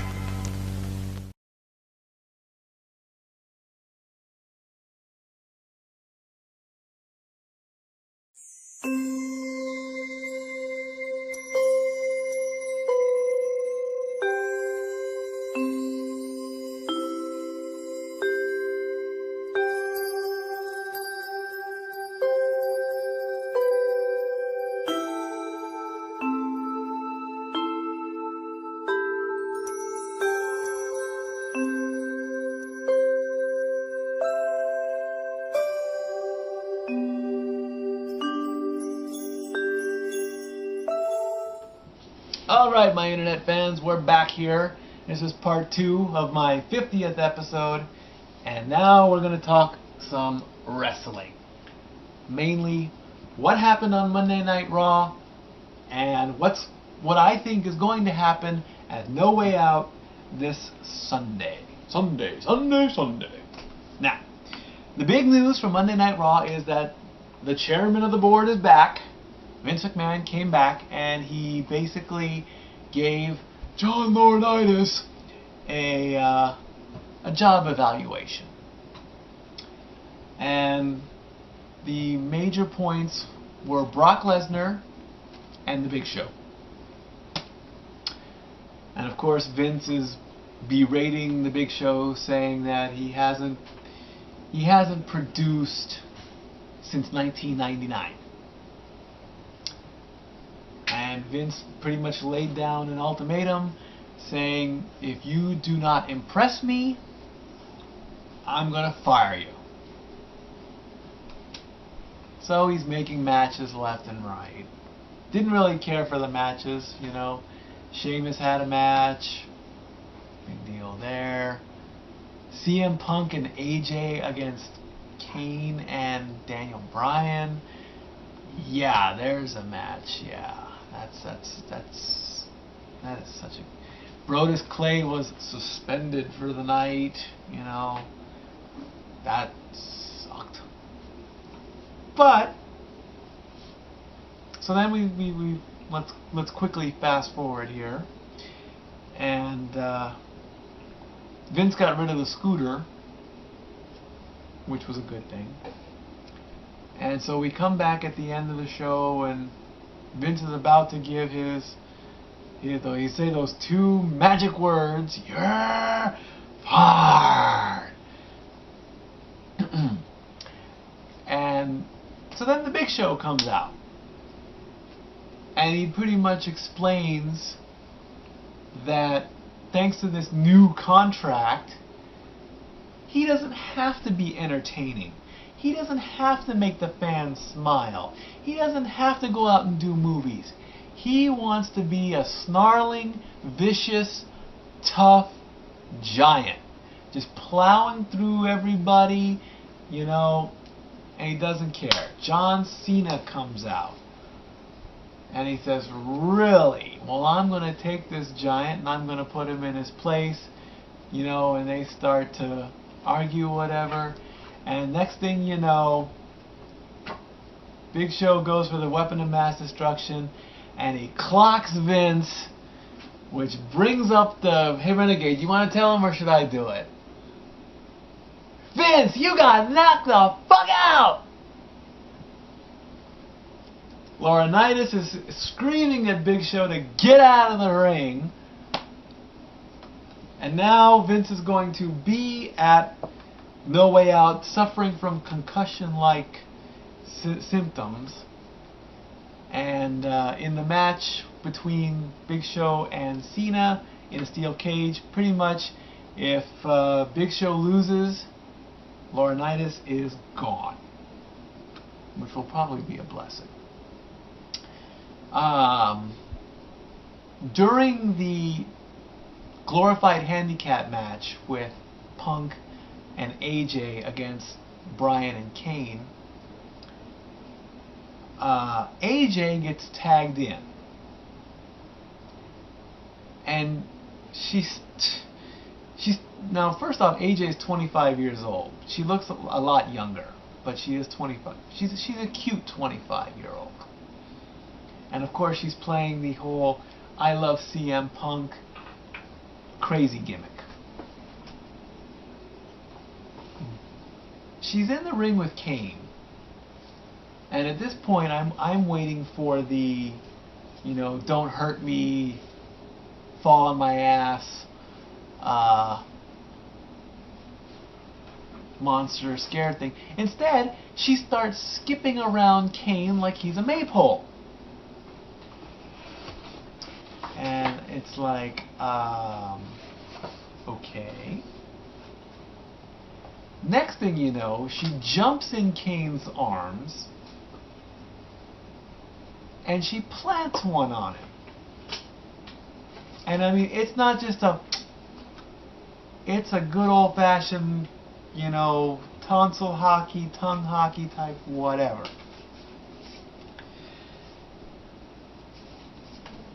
Kane gives her this look like, do you know what you've just done? And he just takes off. And AJ's like, you know, haha, I just melted the beast.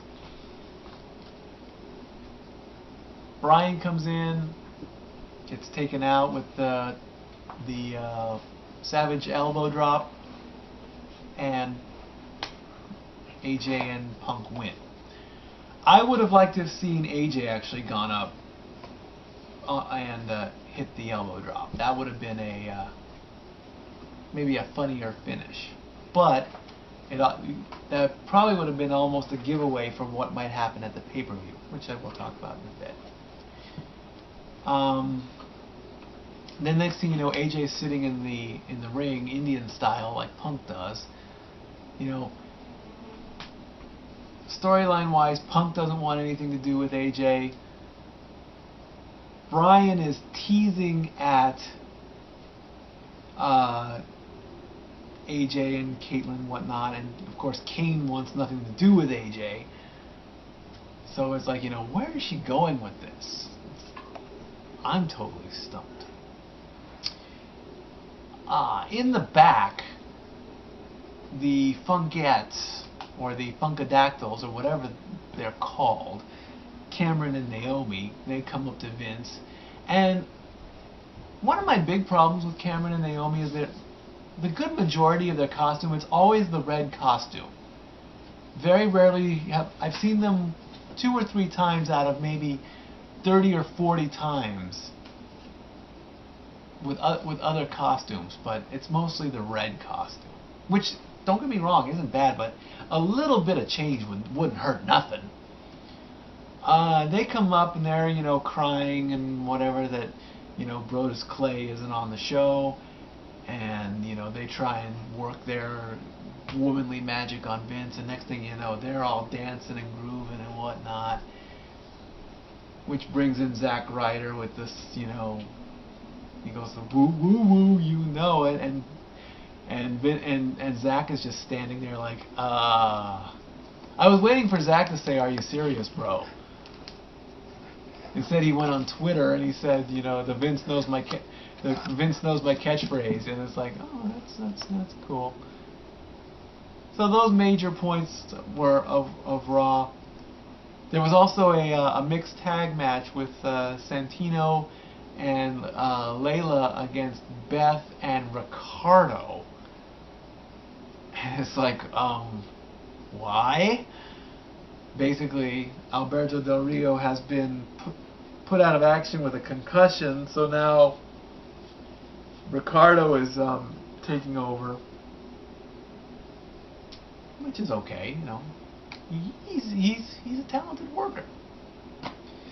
Which now is a small segue into Stat Boy's predictions, okay? Because of what happened during this mixed tag match or intergender match or whatever it is, Santino is going to fight Ricardo in a tuxedo match. But it's not for the US title. And basically, a tuxedo match, you just rip the tuxedo off of your opponent until they're down to their underwear, basically, or their wrestling tights, whatever they're wearing under their tuxedo. Now, Ricardo got his dress shirt ripped off of him in the tag match to reveal that he was wearing a purple Justin Bieber shirt. Now, storyline wise, that's very funny, but if Ricardo Rodriguez wants to listen to Justin Bieber, oh well. I'm not going to judge. So, we have a tuxedo match there. I'll pick Santino on that one. I'd still pick Santino if it was for the title, because let's face it, Ricardo Rodriguez is US champion. That's going back to the WCW days when everybody held a belt at some point. Layla and Beth Phoenix. Yes, Renegade. I just want to, from behind the camera here, if I may. Go right ahead. This match was not announced when we filmed at Long Beach Clothing Company, so I'd like to, you know, kind of photobomb, if you will, your episode real quick and give my prediction. Go ahead. Renegade of Wrestling is actually going to pick Ricardo for this. Really? I feel the fact that he already had the shirt ripped off in the tag match, he'll be seeking revenge, and the fact that it's non-title and Santino is more of a gimmick wrestler anyways, this could build to possibly a rematch where the title will be on the line. And do not underestimate Ricardo Rodriguez's ability in ring. He is a former Battleground Pro Wrestling Maximum Champion, of which you are now a member of the ring crew for the company. And then also, I believe it's a former SoCal Pro Tag Team Champion, along with Eric Watts. There you go. So, Renegade of Wrestling is picking Ricardo Rodriguez to win that match. Very good. All right. Layla versus Beth Phoenix for the Divas title. Layla has held the belt 47 days as of this show. As much as I love Layla, the Divas title belongs to Beth. She is going to be the most dominant diva in WWE history. I mean, she's speechless. I can't say anything more than what I said. I mean, don't get me wrong. I love Layla. I'm glad, but I'm going to pick Beth to get the belt back at the pay-per-view. Cody Rhodes gets his rematch for the IC title against Christian, who's held the belt 25 days. As much as I want to see Cody hold the IC belt, I'm gonna say Cody will win the match, but not the belt. I think Christian can hold it maybe for one more month. Then he'll lose it again. Then he'll pursue other things. So we'll go. Cody wins the match, but not the belt. Sheamus versus Dolph Ziggler for the World Heavyweight title. Sheamus has held the belt 74 days now, and of course Dolph is replacing Alberto, who's had a concussion. I say give Dolph the belt. Give him a legitimate run with it. Give him until SummerSlam with the belt. He can hold it for 2 months. He needs a good push. He's a good worker. He's been in the company for a bit. Give it to Dolph. The triple threat match, CM Punk, Daniel Bryan, and Kane. Punk has had a very good reign. He's held the belt 207 days. Little over 6.5 months. Almost 7 months. And honestly, I want to see him keep going. I want to see him go past SummerSlam. Give him another 60 days. Maybe push it towards 300 days. Make the belt worth something. Kane, I don't think Kane is just being thrown into this match as the monster card. It'll shock everybody if Kane actually wins this match and holds the belt for a while. Daniel Bryan getting the belt back, kind of too soon. If he really wants to get the belt back, have him do it at SummerSlam. Have him do it at a major pay-per-view. Don't have him do it, don't have him, in fact, don't even have him beat Kane. Because it is a triple threat match, so Punk doesn't have to get pinned, Punk doesn't have to tap out. Because let's face it, Daniel Bryan probably won't beat Kane. So my pick will be Punk. And in the steel cage match with Show and Cena, Cena's actually been losing a bit lately, so I don't want to pay money to see him lose. I don't think you guys want to pay money to see him lose either. But I haven't read anything that Laurinaitis is leaving the company anytime soon, so I am going to pick Cena. He needs a win. Laurinaitis needs to be gone. Vince needs to get redemption for getting knocked out. And then we move on towards whatever the July pay-per-view is. Money in the Bank. In fact, put Daniel Bryan in there. Have him become a 2-time champion. All right. 50 episodes in. Let me give a quick shout out to all my internet fans. Thank you for watching me. 50 episodes down. 50 more to go before I hit 100. Keep those comments coming. Follow me on Twitter at LBStatKid1977. Message me on Facebook. Thank you again. And I'll see you next time. Statboy out.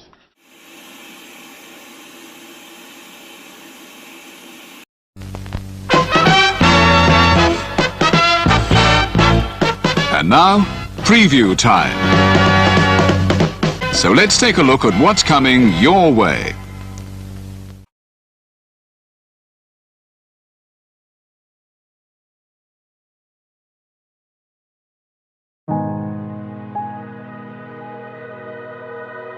Gary Hebert, the man, the myth, the legend. I was amazed, and I was looking to become a better skater myself, and I wanted to be like Gary.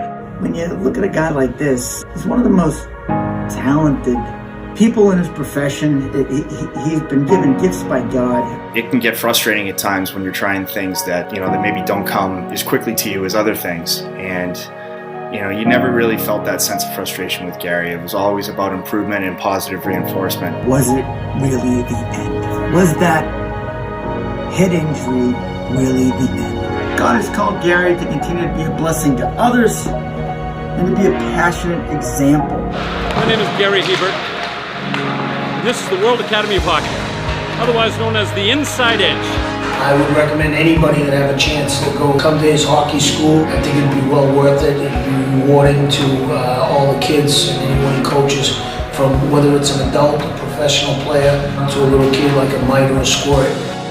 Gary, from day one, has been instrumental to my hockey career. I started out as a potential Division III player, and Gary brought me single-handedly through high school and into a top Division I prospect.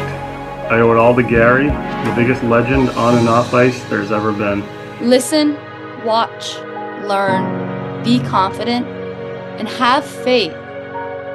Those are the answers I was brought to. Yet, I only now am really learning how truly important those 5 things are. Through preparation, through appropriate thoughtfulness and thinking, we can learn to untie the typical knots between our ears that drive us into underachievement and underperformance. And lo and behold, we can learn, I think, to fulfill our God-given potentials. Gary has the innate ability to make people not only better players, but better people. The life lessons they learn from Gary are incredible. I can always remember leaving that rink knowing as a player I got better, or I had something to improve on to get better. And I think that's what you excelled on as a coach, is giving us the knowledge to know what we needed to do to get better.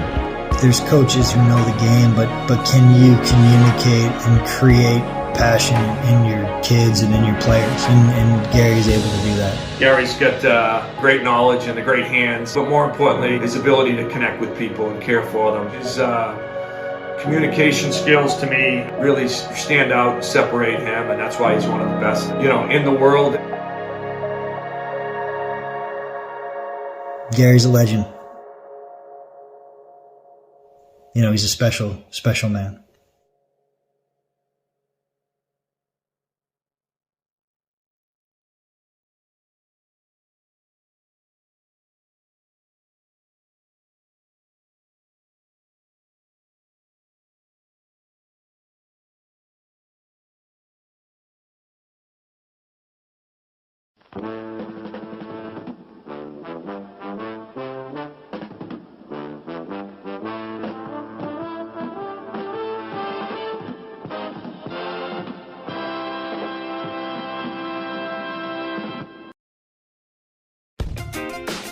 The Casa D18 Studios, an affiliate of the Jeff Meacham Network, Multiverse of Media, proudly presents this retro content from the Casa D18 Studios.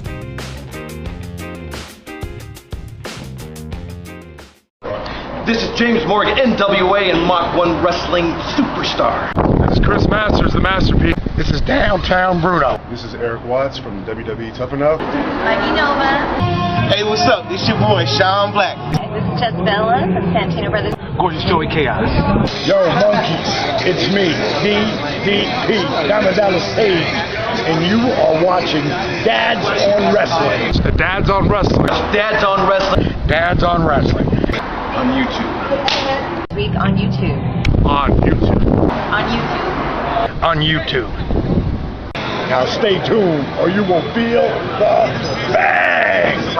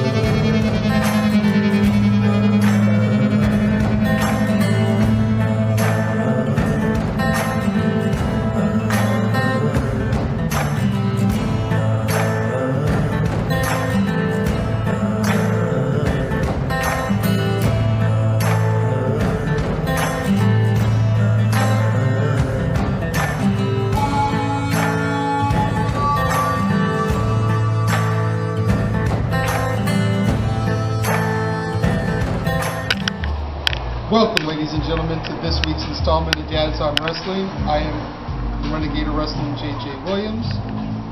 I am Jeff Meacham, and we are joined by a very special guest. The first time in a long time we've had somebody that doesn't work for the channel on the channel. But right. she is awesome. She is the World Independent Ladies Division North American Champion, and if things go well for you on December 10th, the Wild World Champion. That's right. Tara Calloway, baby. Yay. She has joined us because, well, we were here doing an interview anyway, and we figured, let's get Tara involved as much as possible. So bring Tara in for the Survivor Series predictions, as it is Survivor Series this weekend. And Tara just followed WWE from time to time, what we understand. So, going to get her thoughts on it. And Jay has the card in front of him. That's right.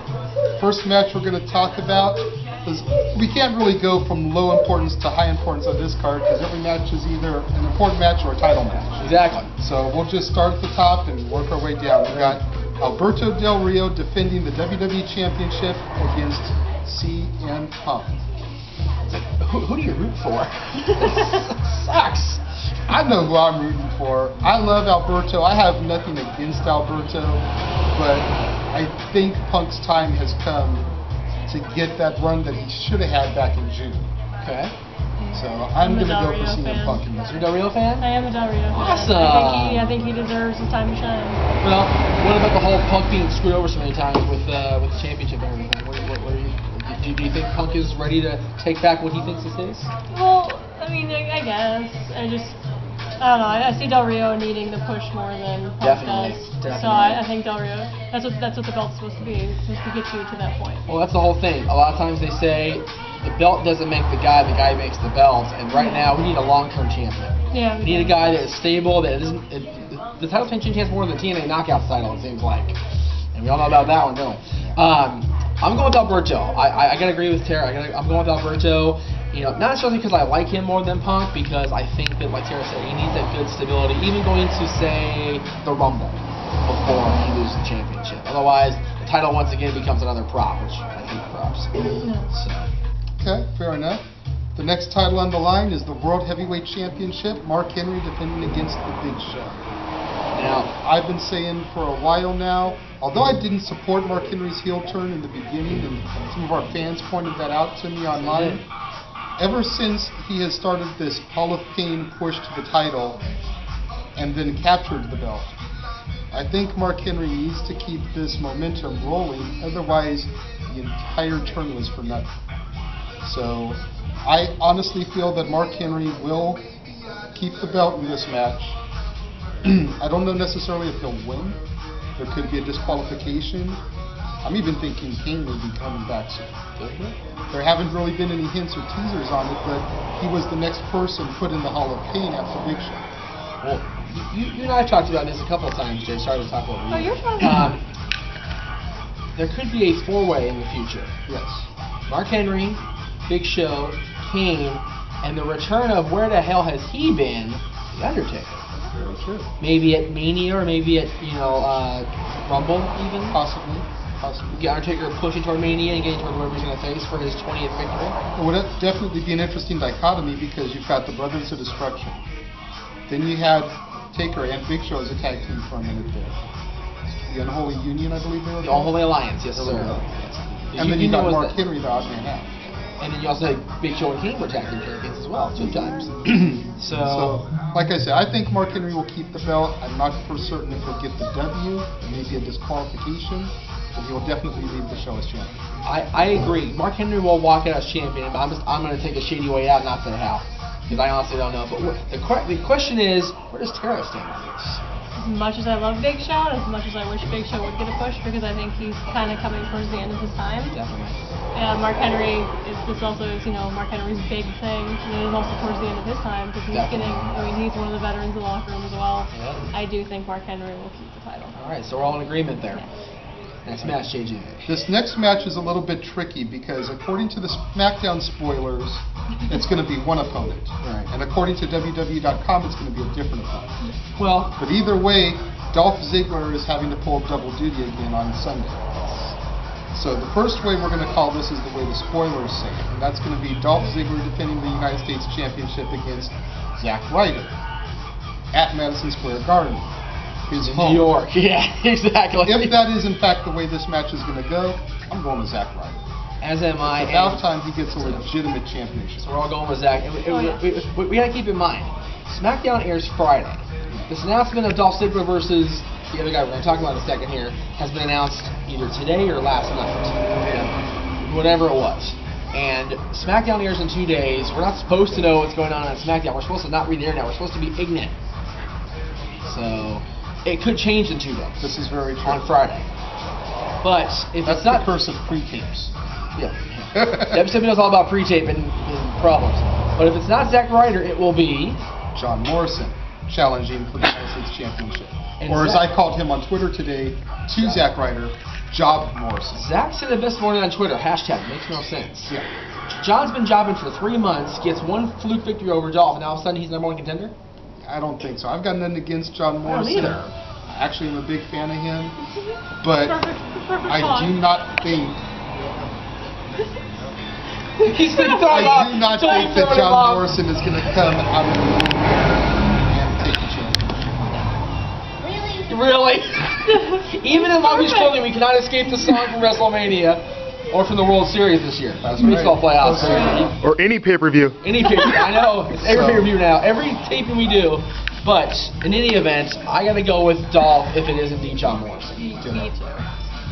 On agreement. I like this show today. Yay! All right. The next championship on the line is the Divas title as Beth Phoenix defends against Eve. I think we have Tara Calloway do a run in and pin both of them and become the new There we go. Divas champion. I'm not going anywhere near Bastion. Okay, well, maybe you have better chance against Natty because she's been the one jobbing to Alicia Fox and everybody. Freaking Kelly Hey, but on Monday. Alicia's actually getting a lot better. She is. She really is. Other than squishing Tamina with her ass, she's getting a lot better. But she is getting better. I'll tell you what, if you won't go near Beth, how about like Neve does like some weird jiu-jitsu move on her and knocks her out, and then you go freaking hardcore champion style, run in there and make it happen. Yes, Money in the 24/7 Bank girls. style. What's that? Cash in your North America Championship and take the Divas title. It's like, here, Vince, you take this one. I'm good. I'm good. No, I'm quite happy with my wild title. I know we are. I'm going to call Beth Phoenix because I think the general public knows how I stand about the Barbie dolls. Both of us. So. Both of us. I'm going with Eve. Not necessarily Beth Phoenix. Wow. Not necessarily because Eve is in the Barbie doll category, but I really believe that Eve will at least attempt to give Beth a good match. I agree with that. But I still say Beth will win. Beth, again, with the WWE title situation, same thing. We need a stable women's champion because TNA sure as hell ain't giving us that. Nope. So we need WWE to step up and be like, okay, our title means something. Even though it's like a freaking butterfly, it means something. Yeah. So Beth will retain. I agree. I think Beth. I'm hoping maybe this might be Eve's heel turn. Maybe. We talked about that for a minute. Because she needs one. Yes. That'd be very nice. Her and Tamina over in the Divas, and Only- Alicia and Kelly go on their own little thing. Only so much you can support the Barbie doll before it's like, you know what, Kelly, bop, screw you. Oh, you mean Kelly, Rafiki Kelly? You saw that comment, right? Yeah. Kelly called Rikishi Rafiki. Wow. Yeah, the blue His button. sons work in the company. She doesn't even know what the hell she is. She uses his move, and she doesn't know what his move is. Oh, God darn it. Rafiki. I think we should bring back the face palm for that one. Seriously. Wait. Can I Turn sing the hat back. Hakuna Matata for this occasion? Go for it, yeah. Yeah, I'm not singing. Yeah, Hakuna Matata right there. Seriously. Why is it always the skinny little things that mess up the Hakuna Matata for everybody else? I don't understand that. All right, so the next match we're going to get to is the only traditional Survivor Series match on the card. At least there is one this time. Yeah, right. Sometimes they're not. And that is Team Orton with Captain Randy Orton, Mason Ryan, Kofi Kingston, Sheamus, and Sin Cara versus Team Barrett with Captain Wade Barrett, Cody Rhodes, Dolph Ziggler, Jack Swagger, and Hugh. Now, my biggest issue with this one is why is it Team Barrett? Randy Orton and Cody Rhodes has been the second biggest feud on SmackDown for a while now. Why isn't it Team Rhodes? The reason for that is, and this is my prediction, Barrett will continue his barrage. He will still survive her. Really think Team Barrett? Really think Barrett's going to pull it out. Because think of it this way. We've got Beth retaining, in my opinion. We've got Alberto retaining, in my opinion. We've got Mark Henry retaining, in all of our opinions. too many heels winning, man. We gotta have babyface win. That would mean Team Orton. That's Team Orton. Team Orton's the babyface team. That's right. That's what I was like, there's too many heels. Yeah, that's why your logic has like no ground. My logic has a big old hole about belly size. Yeah. Well, then Take that argument, and he meant Team Orton. He meant Team Orton. Yeah, I meant Team Orton, but what I was trying to say was Barrett will be the sole survivor, honestly. So Barrett will be the last one out. Maybe. There you go. There you go. If Team Orton does win, Orton will be a sole survivor again, like he's been the last few times he's done the match. Yeah. And that's my prediction. Is Orton's going to go back to his when he weighs it. They're trying to push everybody on that team. I personally feel that Barrett should win, but in my heart of hearts, Orton's going to win. It sucks, but it's going to be the Super Viper once again. Yeah. Whether I like it or not. Superman. Well, think about it. He has 5 moves just like John does now. Don't compare Randy Orton to John Cena. Oh, sorry, sweet. Clothesline, power slam, DDT, up the second rope, RKO. Every time, without fail. Yeah. And it didn't used to be where you could call it that easily with Randy. Now we can. Really couldn't. But within about the last year, well, with his 5 moves of doom or what, I think so. All right. And then move on to what will more than likely be the main event match. The one that Jay's actually promoting on his attire today. The Rock and John Cena versus the Awesome Truth. Miz and Arthur. Is there anybody in the world that follows WWE that thinks that Awesome Truth are actually going to pull this out? Seriously. I wish they would. You really think they're going to win? If the heel turn happens for either one of Rock and Cena, Miz and R-Truth are going to pick up the parts. That's a very good point. And we are hearing through the grapevine that it will indeed be what we've all been wishing for years and years, that John will turn heel on The Rock and make it happen. I think The Rock will turn heel. If the heel turn comes post-match, then I think I think Cena and Rock will win. Very true. But it'd be more impactful if it happened during the match and they walked out on their partner. That would be all kinds of awesome. No pun intended. Maybe small pun intended. Small. I lie. What do you think? I think Cena and Rock will win. I don't want them to win. I am a very big Awesome Truth supporter. But they're great. Fits it very well with us. Oh yeah. Definitely. You should have seen our post-pay-per-view show the last time because he was rocking his Miz shirt and I had my airbrushed little Jimmy shirt. Nice.